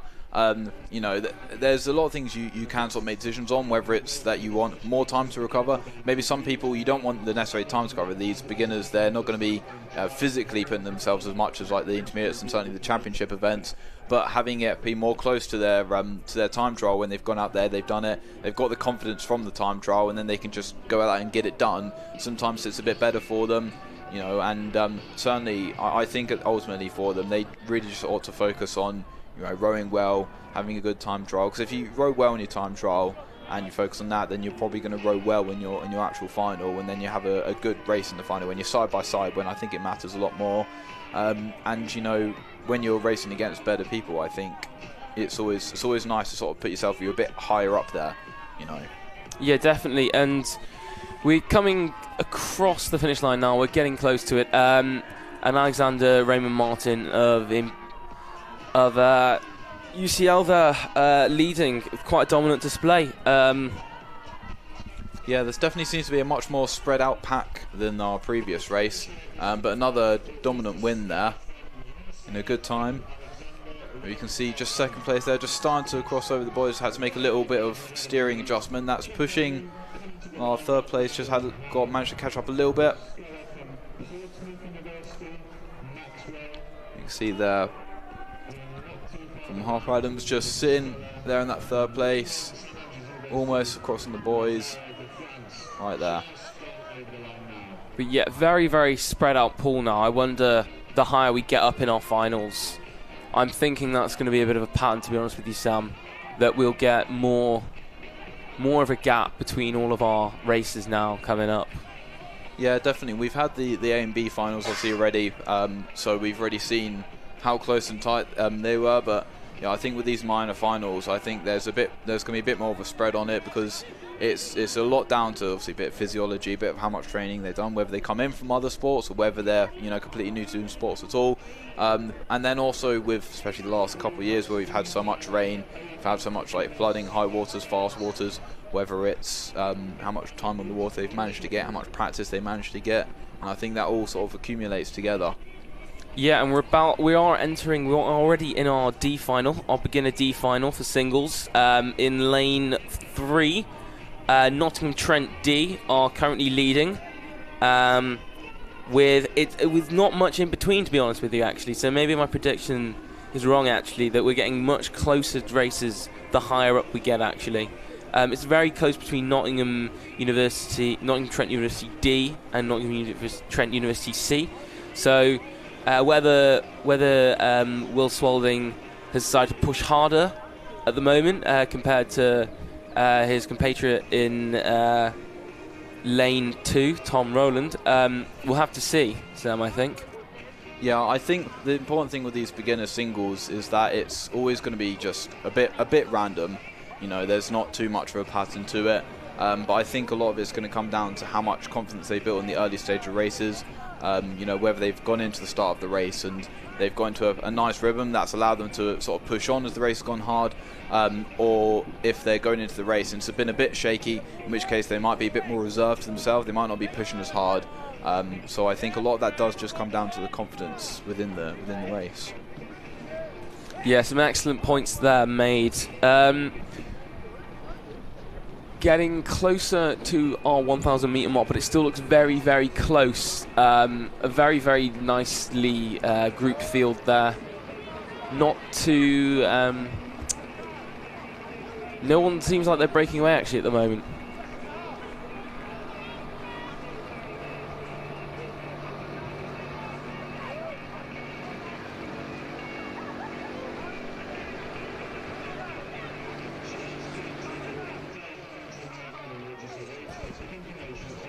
Yeah, so we're sitting about the halfway point now in this final. Yeah, just waiting to tell you the results of where we are when we get to this 1,000 meter mark. Still waiting on them, but we should have them for you shortly. Yeah, and it's looking like some decent rowing there going on. You know, the clouds have just come over, so it's probably going to be a little bit colder for them. You know, sometimes the just little temperature drop can be bringing a little bit of a chill to them, which sort of affects the performance a tiny bit. But they seem to be all going pretty well.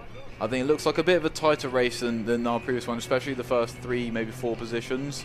So I think it'll be a good push to see just who manages to hold on well and who can sort of push on a bit more pressure as the race is going on there. But it does, I think it looks like maybe the Birmingham Oliver Clegg maybe just sitting out there ahead of everyone else. Yeah, a breakaway from Birmingham then. I think if we look at the centre lanes now, very, very closely packed together in terms of lead. I think, like you say, yeah, Oliver Clegg of Birmingham C seems to just be ahead of us, just be ahead of his fellow rivals. Yeah, and in this race. Yeah, and it seems like Alistair Frisbee from Bournemouth and Will Swadling from Nottingham Trent are just quite neck and neck there, it looks. I think the Bournemouth sculler has a tiny bit of a lead over the Nottingham Trent sculler, but it is still very close from both of them. So yeah, it looks actually like a Nottingham Trent potentially leading the race. Yeah, it does. Oh, yeah, so we can confirm that now. So, yes, Nottingham Trent C is leading now. So, as you remember before, Will Swadling was leading, and now Tom Rowland. So maybe he's decided to push a bit now. Obviously, Will Swadling just getting the slightly quicker start of the 2 Nottingham Trent boats, and Bournemouth actually leading in lane in lane 4. So yeah, still very tight between the 2 Nottingham Trent scullers. But I do think there is a bit of a breakaway actually with Birmingham C now. Yeah, definitely. It looks like a good push coming on here. I think it's a real battle for the second place in this final, which is going to be quite an interesting one. You know, obviously there's no medals, no silverware for finishing in any of the minor finals. Just on, exactly. But I think it's a good confidence builder to go into a final, to be beating so many people, to be in the top 3, but then to potentially push yourself into a slightly better position. You know, it does look like just coming up a big push there. In our 1,500 metre mark, yes. So Nottingham Trent C actually now. Tom Rowland of Nottingham Trent C pushing on now. Yeah, and our Bournemouth sculler there I think might be just pushing into second place. Excellent stuff. So we did have, I think actually, Sam, the theme of tonight anyway so far has been interclub rivalry. You know, we've had some great racing. The 2 Imperial boats, remember earlier, and then the Nottingham Trent. But no, Birmingham looking like they've got a lead. But yeah, some correctional steering needs to be done there by Oliver Clegg. But it looks like he is bringing that home comfortably. Although yeah, there is a bit of steering needing to be done. And we do have some ducks on the park actually in his lane. Yeah. I'm sure they'll move though. Yeah, Duck's always quite good at moving out of the way. Luckily, looks like he's just about going to avoid them. But, ooh, right through them. Very tight, but finishes over the line at least. And over the tucks almost. And a very close for second place as well, half a length in the singles. That's quite an important thing. See, our fourth place just need a bit of correctional steering there just to finish off. Nothing in it at all then, I think. So it was a strong start from Nottingham Trent D, but I think it was just edged over by his rival there, his fellow club member Tom Rowland. So yeah, a bit of excellent racing again there, a bit of a pull away from Birmingham there. I think we can bring you to the C final now, the beginner single C final that's in progress. In lane 1 we have Bournemouth A. Yeah, it's quite a nippy start. We're already at the 1,000 metre mark for 2 rowers. That's Bournemouth A's Hugo Woosley, and in lane 4 leads Henry O'Connor. In lane 2 we have Edinburgh B. In lane 5 we have Nottingham Trent A, and then in lane 6 Queen's University Belfast C. So yeah, a very sharp start there. Nothing in it between Hugo Wolseley and Henry O'Connor there at the moment in this race, in this C final. Again, actually now I'm looking over at Holme Pierrepoint, and there's literally nothing between any of these scullers at the moment, to be fair. It could be anyone's race still. Yeah, it's sitting very, very tight there. You know, we've got, I think this is going to be quite an interesting one, because we've got a few good programs in here. You know, Edinburgh have always been famous for their beginners scullers, especially recently. They've been doing really well. You know, Nottingham Trent, it's their home water. Queens have been doing really well. Bournemouth as well. So it'll be interesting to see how this picks up. But yeah, I think it does look like potentially that Edinburgh sculler may be just pipping ahead, but we've got that Birmingham sculler as well, Miles Taylor, sitting really well. Yeah, so an interesting bit of racing now in this C final, which is the highest we can get before of our minor finals. Yes, yeah, so this will be, I believe, our final for the singles, for the beginner singles. So it'll be interesting to see how this finishes out, and whether, you know, we're sitting right with how spread out they're going to be by the end of it, or if they're going to stay so packed in tight, and who's going to take first place in this final. But a really strong bit of racing in this C final, the highest C final we can get. And it's great to see such a tight grid, I guess you could say, of rowers there. Yeah, for sure. And it's that Edinburgh scullers just a tiny bit ahead, just over 2 seconds ahead. You know, from such good programs, rowing quite well, quite nicely. You know, Leeds and then Birmingham. There's nothing in between the Leeds and Birmingham scullers though. So, you know, while they're very close, it could be anyone's game right here. Yeah, nothing between. So 6:22 for the Leeds sculler and 6:23 for the Birmingham A sculler at the moment. So yeah, nothing in it at all. But we do have Edinburgh B. Bit of a gap from his closest rival there. 2-second gap. So he might be able to do something like that. I think probably looking at pushing away, I think, Sam. I think that would be his aim now. Yeah, definitely. I think at this point in the race, you've got to have the confidence that, you know, you've done the work. You're sitting quite well, you're rowing quite well. You just got to put a little bit more on the legs. Maybe take the rate up a tiny bit if you can. But just try and send that boat a little bit more per stroke. Just get a bit of distance in.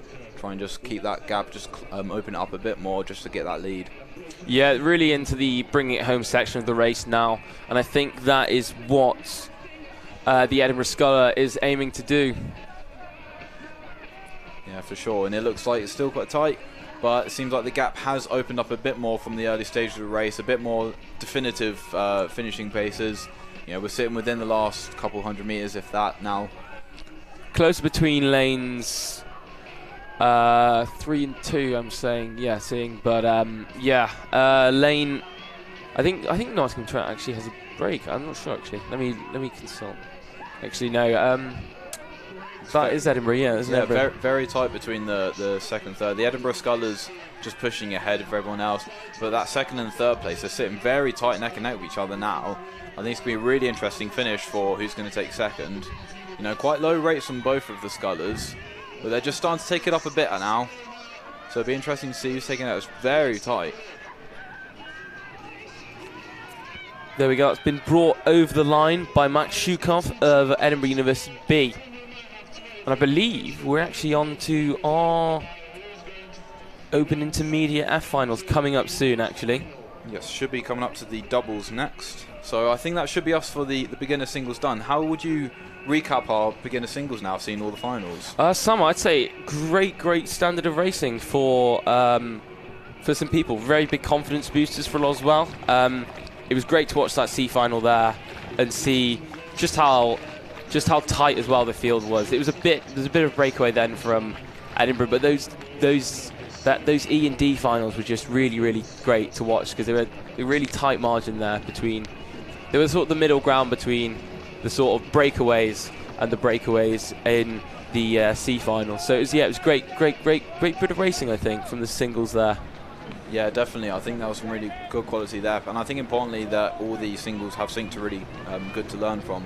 So we're coming into our doubles now. Who have we got in this double? Should be the G final for the intermediate doubles.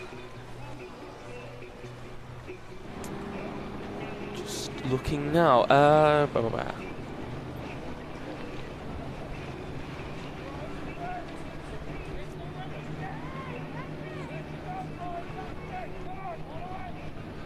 So we are looking now at our Open Double F final, and I've got alongside me now, Sam is going, I've got alongside me Erin, and we are going to be covering the minor finals for our pairs now starting, so yeah.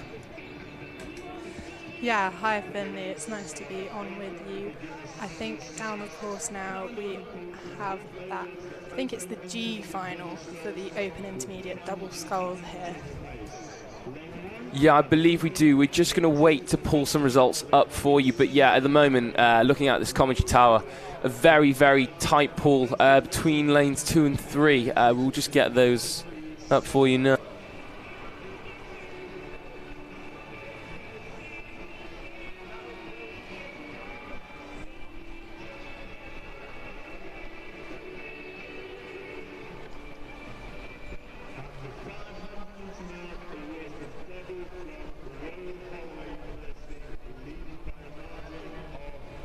So it's looking like, from our screens, UEE leading this double final. Yeah, they've got a bit of a they've got a bit of a pull at the moment, about half a length, I'd say. Yeah, absolutely, and those are some quite strong scullers from UE there. Sergio Salas and Archie Sandman. I've seen them training quite a lot up on that Gloucester and Sharpness Canal this week, but it looks like Royal Holloway might just be taking the lead from them coming into that 1500 metre mark. Yeah, which is not much at all between UE and Royal Holloway. About 3 seconds with the 500 metre mark. So this is where we get down to the sprints now. So it still could be anyone's game, or Royal Holloway might push away.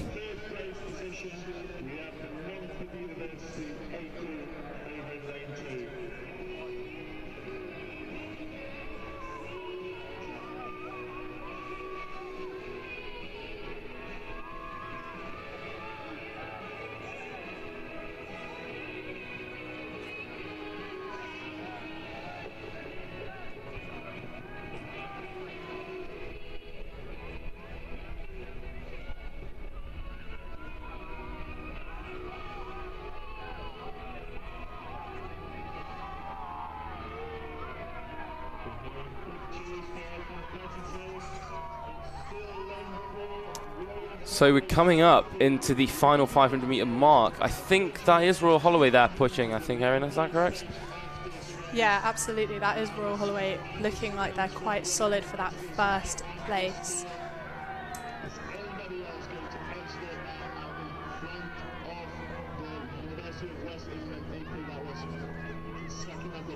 Looks like they've had a very dominant display throughout the course. They are breaking away now, about a length and a half, length or two. So yeah, bringing it home now, Royal Holloway. Yeah, very dominant display there. And it's looking like UE might be taking that second place in this final, but De Montfort are definitely pushing for that third place. Yeah, and it's really neck and neck on the line now between De Montfort and yeah, no, they're pushing. I think they've got that now, actually, De Montfort. Yeah, bringing that home as well. Very tight race, and some nice bucket hats as well, actually, I'm seeing there.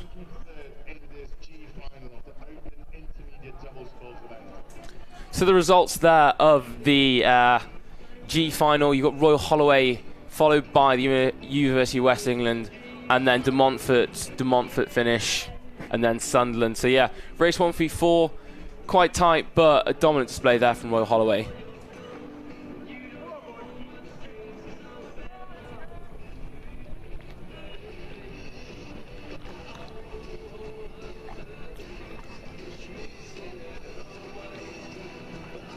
So we can bring you now, it's about to begin the F final of the doubles. How have you found racing so far today, Erin?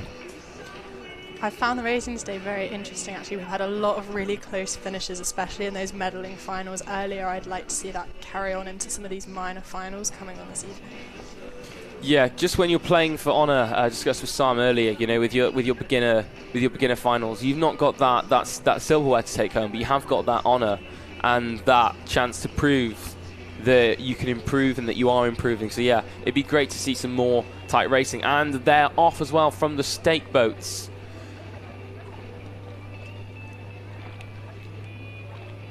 Yeah, so on this F final of the Open Intermediate Double Sculls, it looks like we have Nottingham Trent in lane 1, Birmingham University C in lane 2, Bath Spa B in lane 3, Bournemouth University in lane 4, St Andrews B in lane 5, and Nottingham Trent C Crew in lane 6. Yeah, and still very tight at the moment. Nothing really that we can call to predict at the moment. No indication on who is leading at the moment. Oh, we can actually. No, we can't, sorry. Not approaching the 500 metre mark yet, but we will get back to you when we have that information. But no, it's looking like a very even race at the moment. No clear breakouts at the moment, Erin, I'd say. I don't know what your thoughts are on it. No, it's definitely hard to see if there are any breakouts yet. I think that might become more evident at the 500 metre mark. I think off that first start, a lot of these intermediate boats don't settle very far apart from each other. They all pull away quite equally. Which makes it great, because it makes for a very tight contest. And yeah, it's unexpected, you know. It's quite exciting that way, you know. Yeah, I think that's great to see in some of these intermediate events where there's a really big disparity and range of abilities, but within the finals contained because of it being decided, especially in these minor finals by the time trial results. There's some very close racing within the finals, even though their overall times might vary quite wildly from the times we're seeing in these A and B finals. Yeah, it's quite exciting.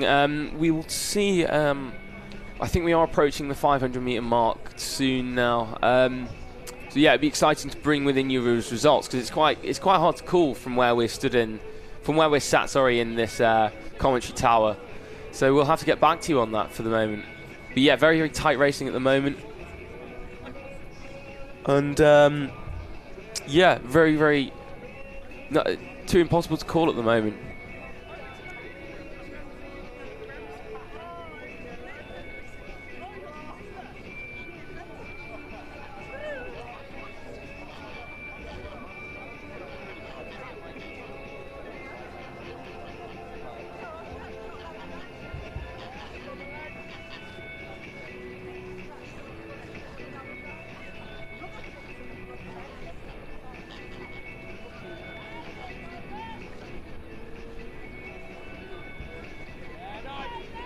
Still looking very close as those crews seem to approach at least that 500 metre mark, probably coming closer up to the K right now.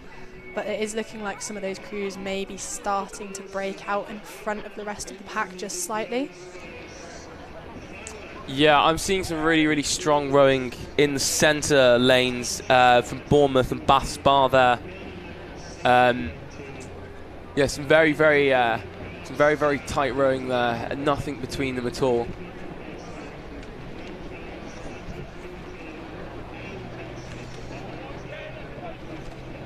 I think we do have a bit of a breakaway now. Always hard to tell on our rowing screens. But no, Nottingham Trent Uni there on your screens. Rowing, taking a look there. No, it's still a really tight race, which is great to see. It's great as commentators, because we can't call it. We don't know who's in the lead exactly. You know, we only get to find out. We get to experience it alongside you. You know, that feeling of who's going to win. You know, which is quite exciting. Absolutely, and it's nice to see those close finishes coming in, even in these minor finals. I think it makes these races much more worth having and much more worth staying around to watch and spectate. And it's great to see there's still quite a lot of people around the lake watching these races and cheering on these crews that might not have qualified for those A, B finals or those medalling positions. Yeah, because the great thing about A finals, the minor finals, is they give everyone a chance to row, and everyone a chance to row at the highest possible level. Because at the end of the day, not everyone's going to be a GB athlete, not everyone's going to win the boat race. So you know, if you can win, if you get the chance to win at a location as fantastic as Holme Pierrepoint, it's really quite the thing. So yeah, minor finals are really, really amazing stuff, and we're getting some really, really great rowing from it as well, I think. Absolutely, it's great to see some of these crews pushing each other on and really challenging each other, like in this final where the field still is so tightly packed together, coming into probably about the 1500 metre mark now. Yeah, really, really nothing in it at all, which is great to see. Really, really tight field. I'm trying to, if I was to hazard a guess, it looks like it's too hard to call, but I was going to say it'd be between lane 4 and 3, so Bournemouth and Bath Spa, probably your contenders, to be honest with you. They look like they're a bit ahead. Oh, we can get results in actually now. So yeah, actually, St Andrews, the University of St Andrews pulling away actually with their lead. The double of Cameron Joyce and Lars Alkenhaug, and followed by Nottingham Trent B. Yeah, and looking like some very, very tight racing for that third place spot between Bath Spa Uni and Bournemouth here, with 0.3 of a second between the crews going through that 1500 metre mark. I guess it will be down to whoever's got that sprint finish for those last 500 metres to see who can take that third place in this race. Yeah, and this is where athletes start to enter the pain cave, where they have to dig through to the very maximum of their reserves. You know, there's not much left now. Their lungs are screaming, their muscles are burning. You know, only rowers can get that feeling, which is quite an exciting thing. So, being here in the commentary box, you do empathise, and you think, wow, what incredible performances they're putting on. You know, they're pushing themselves to the absolute limit. They're giving absolutely everything that they can. So yeah, no, excellent bit of racing there, and it's very, very tight F final. It's looking like coming into this final that Bournemouth may have surpassed St Andrews, but there is absolutely nothing in it. There's a Nottingham Trent crew also sprinting for that finish line. There's very close finish on that finish there for that first place in this final. But Bournemouth just about edging their Nottingham Trent University by a canvas. Birmingham coming in third as well in that final. We can bring you the E final as well. That is in progress at the moment. So in lane 1 you have York B, lane 2 you have Sussex A, lane 3 Surrey B, Portsmouth A in lane 4, Loughborough in lane 5, and Leicester in lane 6. And we're at the 1,000 metre mark already, and we have Surrey B leading, followed by the University of Leicester. In third we have the University of Sussex A. In fourth we have York B. Lane 4 Portsmouth A are in fifth, and Loughborough in sixth position. And it still looks very, very tight though, to be fair. Not much indifference in terms of times. You have so the leaders at the moment, Surrey B, they're pulling 3:40.30, and Leicester lane they're pulling 3:40 at this 1,000 metre mark. So yeah, like we say, really, really tight racing we're experiencing at the moment. It's excellent to see, it's excellent to see, isn't it, Erin? Yeah, absolutely. Coming into the K mark of a race, it's great to see that there's less than a second separating those top 3 crews. It really does leave the field all to play for in that last kilometre of the race, that second half where people might be starting to get a bit tired. They've already raced a time trial today, and now they've got another 2K race to get through. Yeah, it's really excellent because this is where your race is sort of make or break, really, you know. And because it's so close as well, you can't relent. You know, if you had a bit of a lead, if you had a considerable lead and you jumped your opponents, you might be able to ease off a bit and just row it and paddle yourself back in. But there's no way that you can relent now. You know, it's about who wants it more now. Absolutely, and that dig in deep feeling is so unique, and it is one of those things that is one of the most difficult feelings as a rower, is having to hang on for a long race. And I can imagine some of those rowers are really, really feeling it around now through that 1500 metre mark, where there is still less than a second between our top 3 scullers. It's such a tiny gap, but it's such a phenomenal thing to see there. You know, yeah. And that feeling you talk about, hanging on a race there, and you know, nothing compares to it. You have to experience it, I think, to actually be able to describe it. Without it, you know, you can only look on and think, oh, you must be in pain. But actually feeling it is a whole other experience.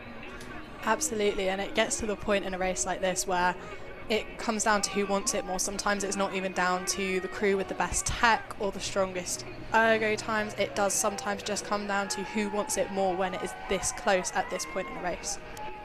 Yeah, and coming into this final stretch, this final 500 metres, the last stat we've got is that Leicester are leading, but there's nothing in it at the moment. Loughborough do look like they have dropped off a bit, as the Portsmouth A, but it's still very tight between Surrey B, Sussex A, and Leicester. But I think Leicester... It looks like Leicester might be slightly ahead of Sussex here, but I think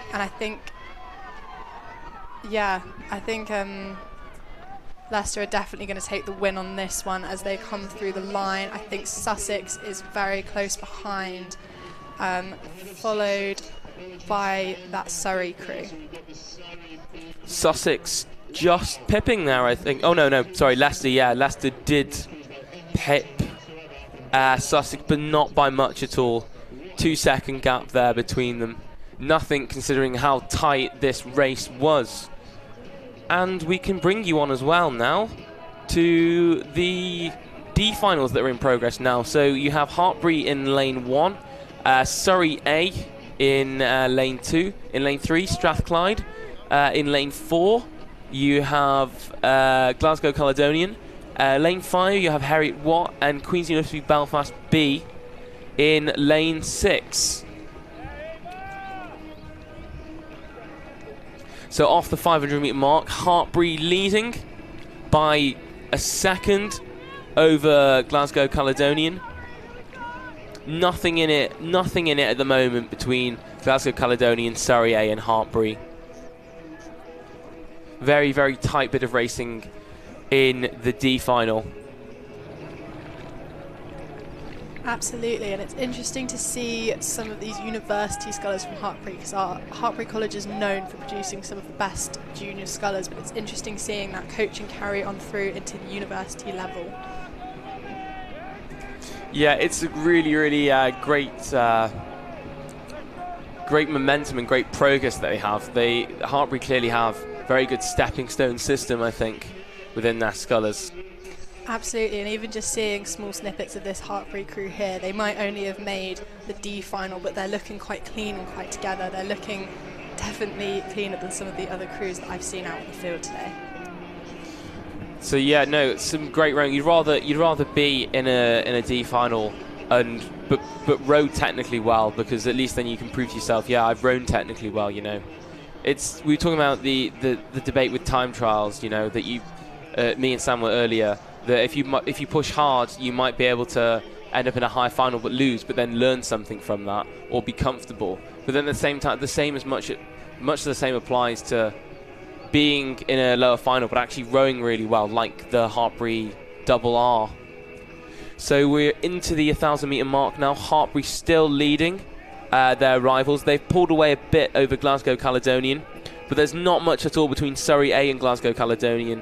So there might be some jostling for second position as we come towards the closing stage of the race and that 1,500-metre mark. Absolutely, and I think if I believe right, I just saw that one of these crews might be a mixed crew, which is very interesting as they are holding their ground in this field. A very bold move, a very amazing move, just showing that... Oh yeah, there is a mixed crew, isn't there? Yeah, that's amazing, amazing rowing there from the mixed crew. Yeah, I think it could be... Did you say that's Harriet Watt or Glasgow Caledonian? It might be Glasgow Caledonian. Harriet Watt, very, very tight. Yeah, I think... Oh, yeah, I think it's Glasgow Caledonian, actually. Yeah, it looks to me like it's Glasgow Caledonian. Apologies if it's wrong, but yeah, I think you're right there. You've got a keen eye there, Aaron. But still leading, Hartbury, University of Hartbury. They're at the 1,500-metre mark. They're at 5:22.70, followed by University of Harriet Watt actually doing really, really well. So there's that jostling between, like we talked about, between Surrey and Harriet Watt. There really isn't much between them, as well as Glasgow Caledonian. But Glasgow Caledonian sitting third at the moment. But yeah, some really high-quality racing, a really high-quality standard. Hartbury closest to us on the commentary tower and closest to you on your screen as well. But yeah, leading a bit more. They look like they pulled out a bit, I'd say, Aaron, and they've pulled ahead. Yeah, it does look like they may have pulled ahead slightly coming into the last few hundred metres of this race, but it's still looking like a very, very tight field between the rest of those crews for those second and third places. Middle lane looking very, very exciting if you're a neutral between Surrey, Strathclyde and Glasgow Caledonian. I'm still incredibly impressed at Glasgow Caledonian holding on to all of these men's crews in a mixed crew. That is a very, very impressive feat to be pulling off, especially in a D final in a men's event. Yeah, they should be incredibly proud of their effort there, Harriet Watt. But Strathclyde there coming over the line in a very, very tight field. I think as well Glasgow Caledonian are going to get third place. Yeah, they do get third place. What a performance there by the mixed crew of Glasgow Caledonian there. Phenomenal, phenomenal stuff. Absolutely, and I think Harriet Watt did take the second place in that final in the end, behind Hartbury that had probably, I wouldn't say a convincing lead. I think there was still contact, but a stronger lead than there was probably between the other places in that final. Yeah, it was a very, very tight race, and I think we can bring you on as well to our final, minor final in the doubles. We have the intermediate C final. So in lane 1 we have Leeds, in lane 2 Nottingham B, lane 3 we have Bath, in lane 4 we have Durham C, Birmingham A in lane 5, and in lane 6 Nottingham Trent D. And at the 500-metre mark now we have Leeds leading, followed by Nottingham. In third we have Nottingham Trent D, so Nottingham B, sorry, lead in second, followed by Durham C in fourth, Birmingham A in fifth, and Bath B in sixth. So yeah, another very, very high standard of racing. It's even tighter, I think, than the D final we're just watching now, Erin. Absolutely, and it's great to see so many Nottingham Trent crews out on their home water. I've seen a lot of Nottingham Trent today, and it's nice to see them come out in full force, especially as they are possibly on the smaller side out of those university clubs, especially compared to their very close neighbours, Nottingham University Rowing Club. Yeah, it's nice to see a sort of underdog story, you know. And these smaller crews, they have so much more to gain, and so there's so much more fight in there, because at the end of the day they've got nothing to lose and everything to gain. So yeah, some great rowing there, and it being so tight between the field and Nottingham Trent, yeah, holding their own compared to their neighbours. That Trent crew is through the 500 metre mark was less than a second off of first place, but it looks like the orders might have changed up quite a bit coming through that 1500 metre mark. We have had a dramatic shake-up, yeah. Nottingham Trent, as you see, yeah, 5:15. They're in first, followed by Bath B. In third, we have Durham C. In Leeds, we have sixth. In sixth, we have Leeds, sorry. So, yeah, no, real shake-up there, Erin, of the race. I wonder if Nottingham Trent D can hold that off as a small club. I think it'd be nice and exciting if they did, to be fair. Absolutely, I agree, especially with some of those really big contenders of those bigger universities in here, like Durham and Bath and Birmingham. It would definitely be nice to see Trent win on their home water. Yeah, it would be great to see a home victory. Things look like they have shaken up, though, a bit in the C final. It's looking like your centre lanes are taking much more prominence now. So I think in the 1500 metre there was a surge from Nottingham Trent, but I think looking at the lanes now, Bath B are quite a bit ahead of the competition, just by a bit. They've got a bit of a comfortable lead. Absolutely, although I feel Nottingham Trent are still taking up on the outside quite well there. I feel sometimes those outside lanes can be used to an advantage, as the rest of the field kind of can't see you in their peripherals, and you can sneak down the side. People might push less off of you like they would with those middle lanes. Yeah, lane 3, obviously, that your middle lanes. You've got the wide view, so it's useful for coxes, I would say, because if you can see everything, you can see all 3 lanes. It's much easier to navigate and much more easy to feel in control of the race as well. Because absolutely, and we've just seen Bath take that first place in this C final, with Trent a very close second behind.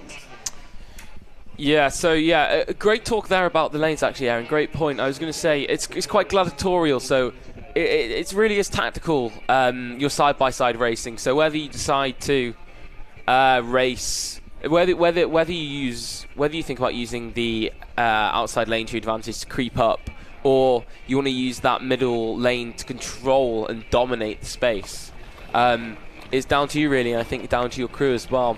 So it's great. It's great kind of. Great point there you made. Absolutely, and I also have just seen that it was the Nottingham University crew that took the third place in that final, so it is definitely nice to see some racing between Nottingham University and Nottingham Trent University. Some very, very local rivalry going on there for those places in that final. Yeah, so we can bring up soon the Open Championship Lightweight C final. So we only have 3 competitors in this race. So in lane 2 you have the University of Chester. In lane 3 you have the University of Sheffield, and then Harper Adams University, represented by Kit Savage and Thomas Woods. Sheffield University are represented by Luca Delvin and Sulemain Ahmed, and the University of Chester are represented by Rhys Nixon and Tom Messenger. And very, very exciting. It should be a really good race, because it's very, very. There's so much more to play for, and you want to say, because you're racing against less people, there's so much more aggression that you could put in there, and it's much more gladiatorial. Absolutely, and also when you think of a final that only has 3 boats, then normally top 3 spots and you've come first, second or third, but in this instance third place is last. So that is also the big thing to play for here, is you don't want to be the crew that has overall placed last. You want to win this final and secure yourself a slightly higher up spot in the overall rankings. Yeah, 100%. The important thing definitely is, like you say, Aaron, to get there. Usually third would be such a great thing in a competition. If you're at the Olympics, the worst place to finish is 4th. But for this now, finishing third is probably the worst. Second you can take a bit of consolation, but it is an instant loss, with that third. So yeah, it's gladiatorial, and they're off as well. Quick start there. University of Chester on your screens there. That's Rhys Nixon and Tom Messenger, and then coming into shot as well, you have the University of Sheffield in the middle, and Harper Adams University there It's looking quite close between these three crews, with only about 3 seconds separating them. Harper Adams coming through first, and then about half a second behind them is Sheffield University, and then about 2 seconds behind them is Chester University. But it's still very close in this field to only have a 2-second gap between those first and third crews. Yeah, very exciting bit of racing there. So it all really depends now on what kind of strategies these crews plays. You know, they might have a slow 500 and then push. Some crews prefer to jump out of the blocks and lead. Others prefer to conserve their energy for a late burst. It'd be interesting to see what tactics these crews deploy.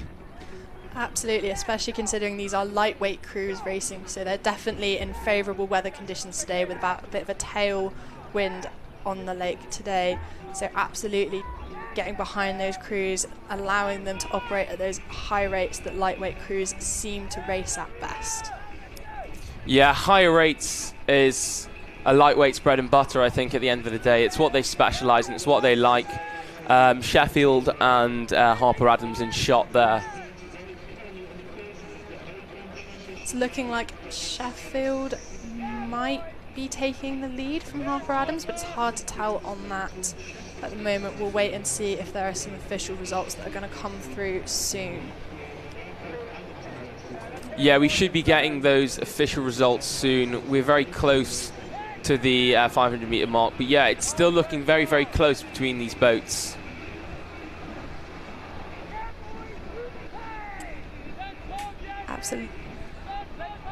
Absolutely, and I think those lightweight crews is a very interesting field. It's a very competitive field this year. There were some very good and sharp crews coming down that qualified for those AB finals earlier, and it's good to see that some of that tech is carried through to some of these boats.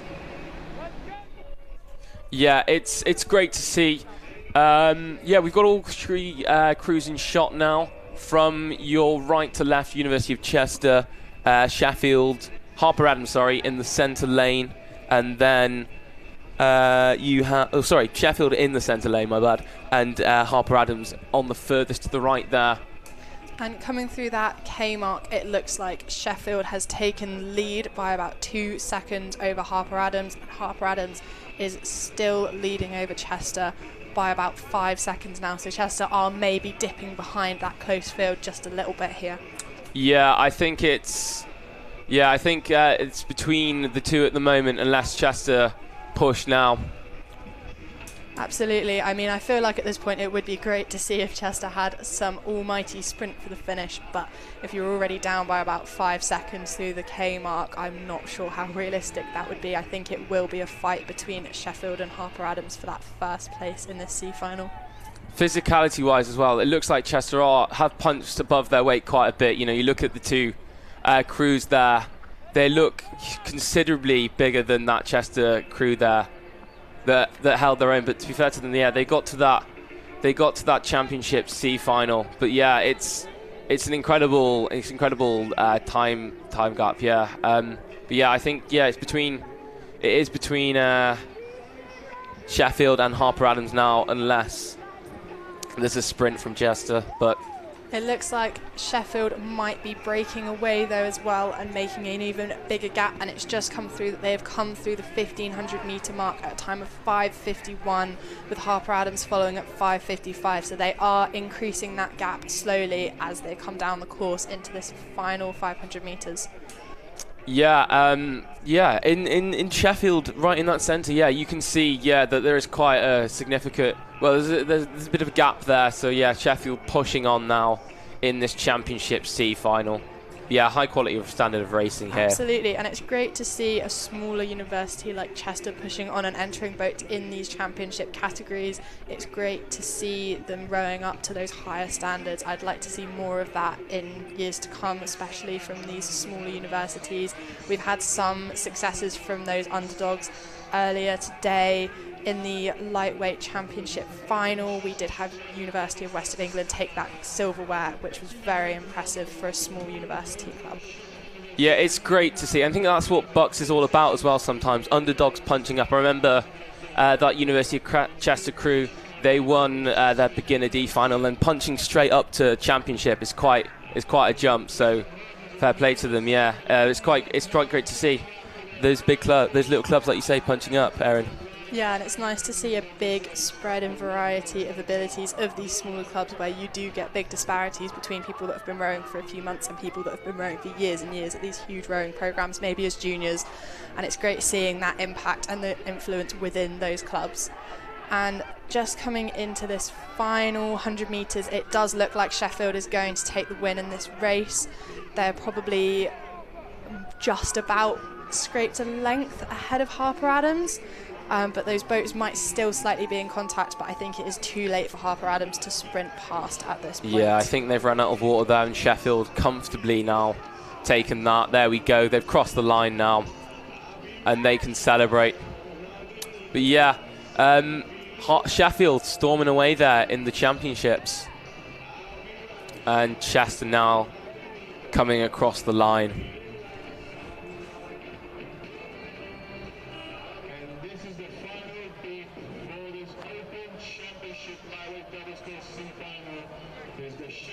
And in progress now, we have our female beginner F final. So in lane 1, we have the University of St Andrews B. In lane 2, we have the University of Edinburgh F. In lane 3, we have Loughborough A. In lane 4, we have Nottingham Trent B. In lane 5, University of Birmingham C. And in lane 6, Loughborough B.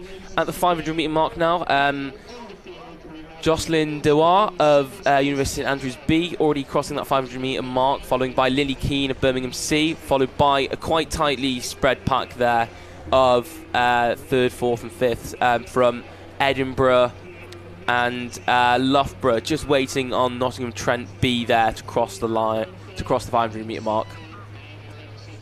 It's looking like these might still be some fairly close races, which is great to see from all these minor finals. I'm really enjoying seeing these athletes really push each other on, and it's also nice to see that those time trials have really reflected what those athletes can do, that they're still performing similarly to those in the same final as them as they're coming down the course for their second race of the day. Yeah, you do have to remind yourself that people are doing time trials after this. They're doing basically the full length of the course once, giving it their all to make sure that they get into a good final or to get a final and qualify, and then they're doing it again. It's just incredible, you know. It's like it's phenomenal. You wouldn't see Olympians doing that, you know. So it's really quite impressive stuff there from these student athletes. Absolutely, and especially today with the addition of the 4th day. Oh, hang on. Does it look like there's been a boat that has just gone in there? Yes, that does. Unfortunately, it looks like there has been a capsize there. That looks like that could be from...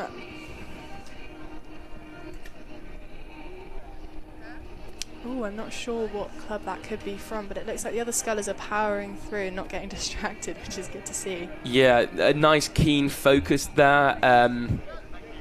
It's looking like from my screen that it was the centre of the... so we're not going to comment just yet because I think we'll get official time on that. Absolutely. Official data on that, but it looks like it was the centre there. It's just it's a shame to see in the beginner finals, but still some very good racing and people powering on ahead. Absolutely, and a single scull is one of the hardest boats to row, apart from maybe a pair. It depends on your opinion. I've raced in both are difficult, and I give so much credit to those scullers that are attempting these singles so early on in their rowing careers. To be racing in a single scull within probably 9 months of picking up an oar is incredibly impressive. Yeah, it's a true testament to their strength and drive and determination. To be able to do that, you know, and the courage as well. I think is a big thing that maybe isn't talked about. You know, the courage to actually get onto a very fine shell by yourself and row, because at the end of the day you have to hold yourself and yourself alone accountable. That's why I think with Absolutely. the pair it's different. And to be chucked down a 2k course is quite extreme at a race pace, and I know we see some of these beginner sculls at those slightly lower rates, but even so, to stay upright for 2k is a very impressive feat, and it's interesting seeing the rest of the field progressing as they come towards that 2K mark. Yeah, so University of St Andrews B, Jocelyn Duarte still leading on the 1,000 metre mark, followed closely by Edinburgh F, although I think, there is quite a pull away by the University of St Andrews B. But no, these women in singles, it's incredible the work that they're doing. I think the hardest thing with the single is that you've got yourself and yourself only to hold accountable, whereas with the pair, it's 50-50. You know, if you're doing something wrong, then that's on you, and it's probably easier to correct because you just have to row exactly as the same person in the pair. Absolutely, and with a single scull, the balance is so difficult. And racing one is so impressive. Oh, we've just had a bit of a clip on a buoy there, but she's not been phased by it. And I think that is just the thing with a single scull, one small thing and that knocks your confidence, and even if it doesn't affect your boat speed, it can affect your attitude into the rest of the row. And that is the thing, holding yourself accountable down a 2K course as a beginner sculler is a very, very difficult feat. Yeah, absolutely, Erin. So fair play to all of these rowers. Now, I think we're coming up to the 500 metre mark very, very soon. But yeah, we'll keep you updated on the times. It does look like the University of St Andrews rower there has pulled ahead still. Yeah, just waiting on the official results we can update you with on this beginner F final single scull. St Andrews there now, in the 500 metre mark. Followed by the University of Edinburgh live as the results come. Then Loughborough and Birmingham respectively. Very close between Loughborough and Birmingham. They're about 0.4 of a second between those two scullers, so still some very close racing going on here. It's great to see these scullers getting to race on some very flat water up here at the Water Sports Centre today. The wind has not really affected the lake much, and that wind has actually dropped this evening, so it is nice to see them sculling on some very flat conditions. Yeah, which means more speed and quicker races as well, and more intense racing, which is what you want to see. You don't want to see a slog through a headwind and it being really tough to finish. You want to see quick, aggressive, powerful racing, don't you? You know. Absolutely, and I can imagine the last thing these beginner sculls would want would be to be battling into a headwind on probably one of their first experiences racing over 2K, especially in such a small boat where you will just get battered around by that wind, especially with female scullers that tend to be a bit lighter. Yeah, I think as well, a lot of people's first sort of regatta experience tends to be BUCS anyway. And even if it's not your first regatta experience, it's probably not the first time that you've seen 2,000 metres visualised out. It's quite a shock when you first see it, you know, compared to an erg. Oh, a bit of correctional steering might need to be made there by the St Andrews rower. But yeah, it's really, really a strange experience seeing what 2,000 metres looks like for the first time, rather than just numbers on an erg. Yeah, 2,000 metres is a long way, especially when it is a dead straight course. But it looks like these scullers have made it through. They are approaching maybe the last 500 metres to the finish there, and there is some correctional steering going on from that St Andrews sculler as she comes through the finish line to take a first place in this first final of the women's beginner singles. Very good. Yep. Apart from the correctional steering, what a brilliant race. I think we can bring you soon as well, that E-final of our women's beginner sculls. I think they're waiting to set off. I think they might be at the stake boats now at the moment, waiting to head off. It looks like Edinburgh has taken that second place spot. It's interesting how this field started off so packed together and has actually finished quite spread out, just kind of within those last 500 metres has really separated them. Loughborough's taken third place there and Birmingham in fourth. And footage there of that capsized sculler. Thankfully, they look like they're okay and not doing too bad, which is good. And the safety boat is looking after them there. It's definitely going to be a memorable BUCS regatta for her, especially as her first one. But I'm sure it will be a good story to tell in years to come. Absolutely. The funny thing about rowing is that, like, yeah, it probably happens to everyone, especially if you're going to fall in with any boat, it's probably going to be the single. So no one is going to be judging her harshly at all for that. You know, it's one of those things that happen, unfortunately, in the sport, and it'd be a lot better if the rivers weren't as bad, you know, to fall into. So, and it wouldn't be as harmful for the sport. But yeah, it's a story that you can tell. But luckily, they look okay. They're waving. They look okay, which is good, you know. Absolutely.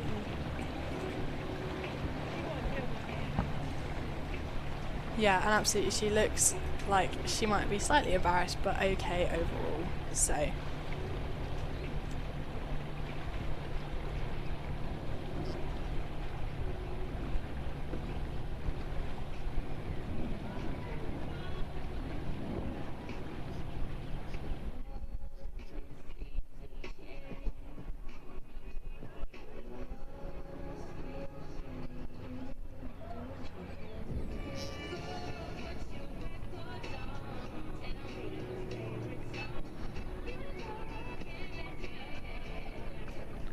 So yeah, back with you. Some great shots there of Holme Pierrepoint, a beautiful, beautiful course and a beautiful, beautiful day as well. We broadcast for some quite lovely weather, to be fair, I think, this weekend, this 5 days. Yeah, we are. I think we're meant to see a tailwind throughout the weekend, which would be really great to see, because I'd love to see some of those quick times coming through as we have things like Championship 8s coming down the course in the next couple of days. And also just seen here is the beginning of the women's beginner single E final. And we have Birmingham University E in lane 1, Birmingham University B in lane 2, Royal Holloway in lane 3, Hertford University A in lane 4, Heriot Watt B in lane 5, and Cambridge University in lane 6. Yeah, it's quite a start as well there. Nothing between all of these scullers at the moment. Erin,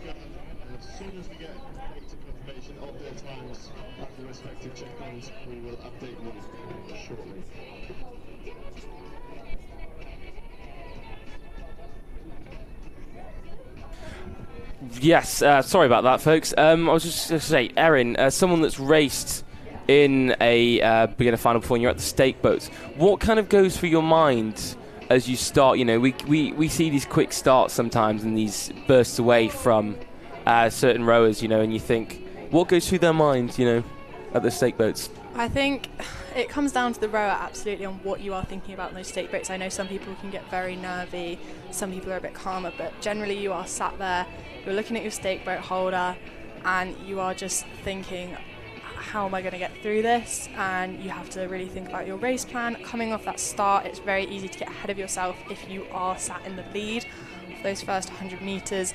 I think it's definitely crucial to try and stick in your head to the plan maybe a coach has given to you or another rower, especially with these beginner rowers where this might be the first time they are racing over 2K, especially from the standing start. Yeah, interesting perspective there. Definitely down to, like you say, the rower.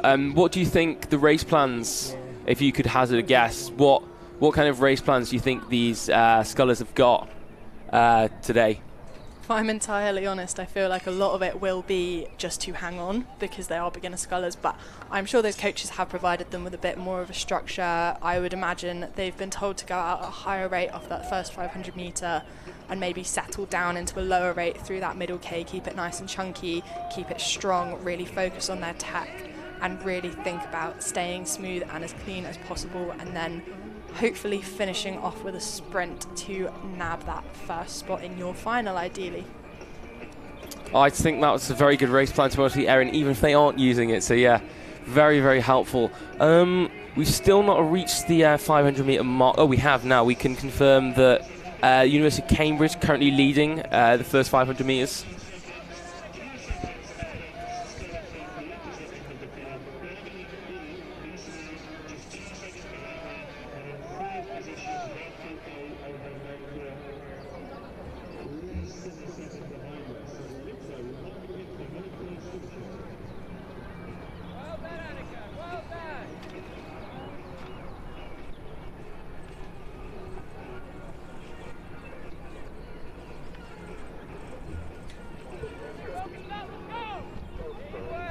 So yeah, still some quite closely packed racing there in the E final for the women's sculls, single sculls.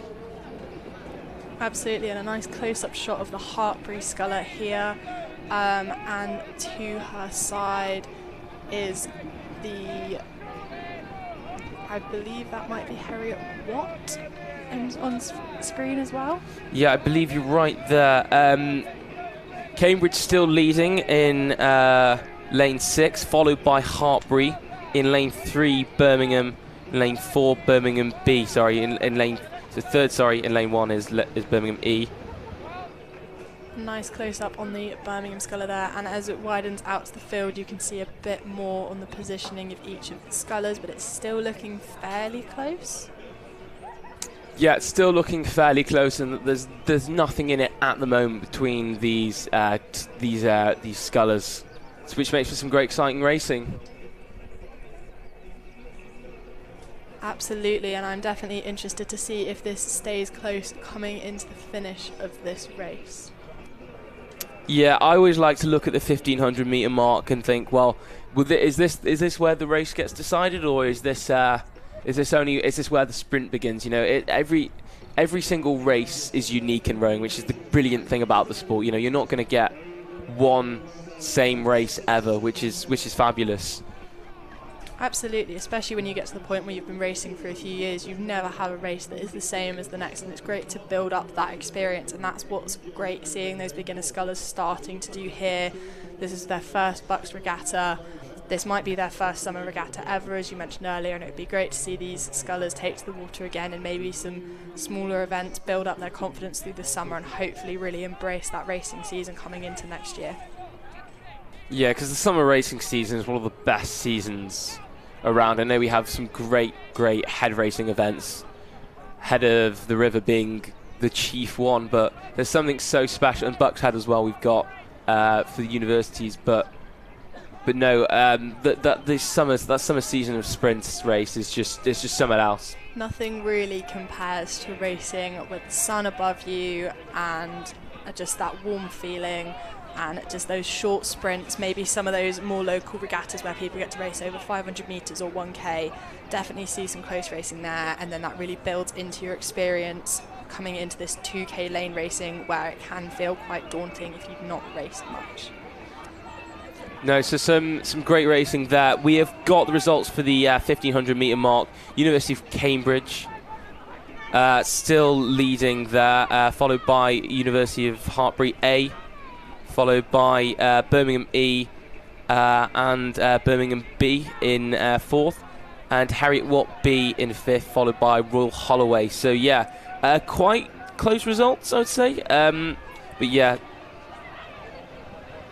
the clear outreach of being Anneko Furman of the University of Cambridge. She's really got a dominant lead. Yeah, absolutely. It's great to have seen her kind of hold that lead throughout this entire race. I hope she can hold on to that coming into the finish. That Hartbury sculler is only 3 seconds behind her, so definitely could make that up in the last 500 metres of this race. But I guess it all comes down to who has more left in the tank.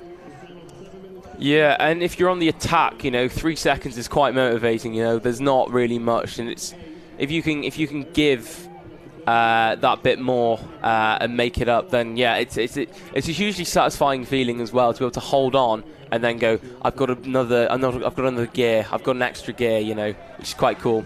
Absolutely. Passing another crew in a race, especially in the last few hundred metres, is probably one of the best feelings there is, especially when you do feel like you have another gear and they don't. It is great to see. But I do think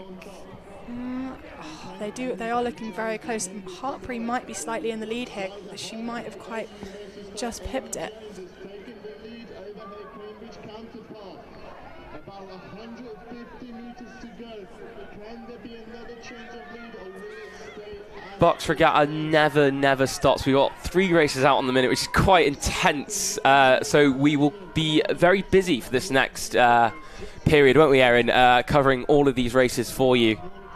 Absolutely, I think we'll see the finishing of all the women's beginner single finals by the end of these 3 races, reaching the end of the course. And it is looking here coming into these last couple of metres of this race that Hart Puri Sculler is actually going to take that first place in this. I think Cambridge will get second, but that one of those Birmingham Scullers is really coming up on her, approaching for that 3rd place spot. Ooh, that was a close finish. So Hartbury did have that extra gear and definitely gained a lot of satisfaction from that. But we can bring you now to the D final, which is already in place. I can read these results out to you. We are still tracking the footage of that D final now in place. So we're at the 1,000 metre mark now, with University of Bournemouth B leading, followed by Hartbury B in lane 6. In 3rd we have the University of Kent in lane 4. They're 3rd, followed by the University of Bath Spa in lane 2 at 4th. Durham in 5th, and in lane 1 we have Nottingham Trent A, who is 6th at this 1,000 metre mark. So yeah, very, very tight race again. So I'm looking at the stats, but it does look very, very close between Hartbury and Kent at the moment. 4:39.63 Fleur Eastman of Hartbury B, and Kent, the 1,000 metre mark, Harriet Clark was 4:40.66. Absolutely, it's great to see that close racing through the 1K mark. Hopefully they can hold that close race through to the finish. It make it a very exciting race. I think this might be our penultimate race of the day. I think the last race is that women's beginner single scull C final. Yeah, I think that is correct. We'll be waiting on that C final soon, but for now we can bring you this really, really tight, intense single scull. But yeah, it's been a great day of racing. What do you make of it so far, Aaron, this day of racing? I think it's shown a really great standard of racing across all the clubs. I think it's been great to see some of those really big powerhouses like Durham dominate some of those finals. That's always anticipated, but it's also great to see those clubs putting in that work, putting in those hours, and really getting some good results in head racing and carrying that through into the summer season. But as we also mentioned, it's great to see some of these smaller clubs actually starting to dominate a little bit this year and definitely spread out and have more and more entries. And punching above their weight, most of all, these small clubs as well, which has been great to see.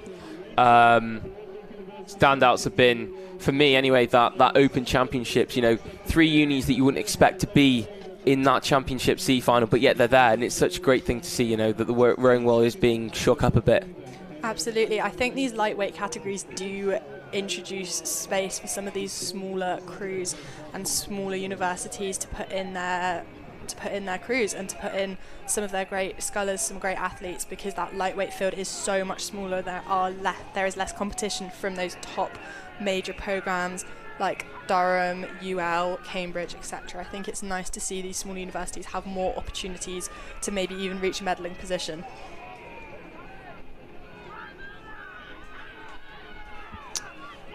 Yeah, it's phenomenal, like you say. And I think it sets a really good standard for what we can expect throughout the week. We always expect brilliant racing at BUCS, and it's incredible to see how many great universities we have in this country taking up rowing and being able to churn out really, really high quality rowers. Absolutely, and looking at the screen again, it looks like it's still a very tight race in this women's beginner single D final. It's looking like that Hart Puri Sculler is really being challenged. So I'm interested to see how this plays out into these final 200 metres of the race with 3 scullers quite level. Yeah, it's really interesting to look at, really, the dominance there from that Hart Puri Sculler. But no, it looks like it's really tight at the moment in the D final. I can't call it at the moment, Erin. I don't know if you can. Absolutely not. I think that this sculler in the middle lane might be taking that win. So that sculler from Kent, I think, is looking like they're just going to edge ahead and take that win. Very, very exciting across the line there. I think over Durham University. Durham University, yeah. and Hartbury in third place. So a really good, strong top 3 finish there, and a really healthy bit of racing. Now we can bring you on as well to our final of the minor finals, our C final, which is in progress. In lane 1 we have Leeds. In lane 2 we have Queen's University Belfast C. In lane 3 we have Edinburgh E. University of West England in lane 4. Leeds C in lane 5, and in lane 6 we have University of Sussex. We're already at the 1,000 metre mark, and the University of Edinburgh E leading, followed by the University of Leeds D. University of Edinburgh E looking like they've got quite a healthy lead at the moment from where we can say on the stats. Yeah, this is actually looking like quite a spaced field so far. There's about 5 seconds separating the crews, but they're just coming through the 1,500 metre mark now, with that Edinburgh crew still leading. Leeds still in second place, but they've maybe closed that gap just marginally, and we're still waiting to see what crew is going to come through in third. That seems to be Leeds University, definitely a ways away off of that Leeds D crew now, and we can see that University of West of England crew is still taking that 4th place, with Sussex in 5th and Queen's University Belfast in 6th. Yeah, so a really, really tight field, but it seems like Carmen Colon of Edinburgh E is leading this race, and she's leading it quite convincingly, I think, Erin. Yeah, absolutely. To be maintaining that gap throughout the whole race is very impressive. And you can see on her timestamps that she's really held some good times here, especially for a beginner single. It's interesting to see so many Edinburgh scullers in the beginner singles. They definitely have a very big beginner program, and it's great to see those Edinburgh scullers becoming very successful. I think she will hold on to her lead at the end of this final. Yeah, it's interesting. I thought we'd have seen a lot more Reading scullers in the mix today. I know that Reading prides themselves on being quite a big sculling university, but yeah, Edinburgh showing that they are the dominant sculling university, which is good to see. Absolutely. I think Reading seems to rely on an intake of senior rowers at the moment. I don't think we really see much from their beginner squads, whereas we see big programs like Edinburgh really nurturing that talent from the beginning and really bringing up those beginner rowers through sculling and sweeping. Yeah, the thing is with rowing, it's such a sport where grassroots and beginners need to be nurtured, especially because a lot of people are doing rowing for the first time ever. You know, not everyone that comes to university does rowing at school. You know, but yet still a good percentage of Olympic champions come from university and win Olympic champions. Imogen Grant being the most obvious and textbooks example, the famous example of it so far. You know, absolutely, her success, especially in sculling after having not learnt to scull straight away at university, is very impressive, and that is definitely that Edinburgh sculler taking the win there, with the Leeds sculler following up in quite a close second, and then we have a bit more of a gap to third place, which I think will be taken by the other Leeds sculler in this race, and it's looking like 4th place will go to the University of West of England in this C final of the women's beginner single sculls. There we go, and that concludes racing for today.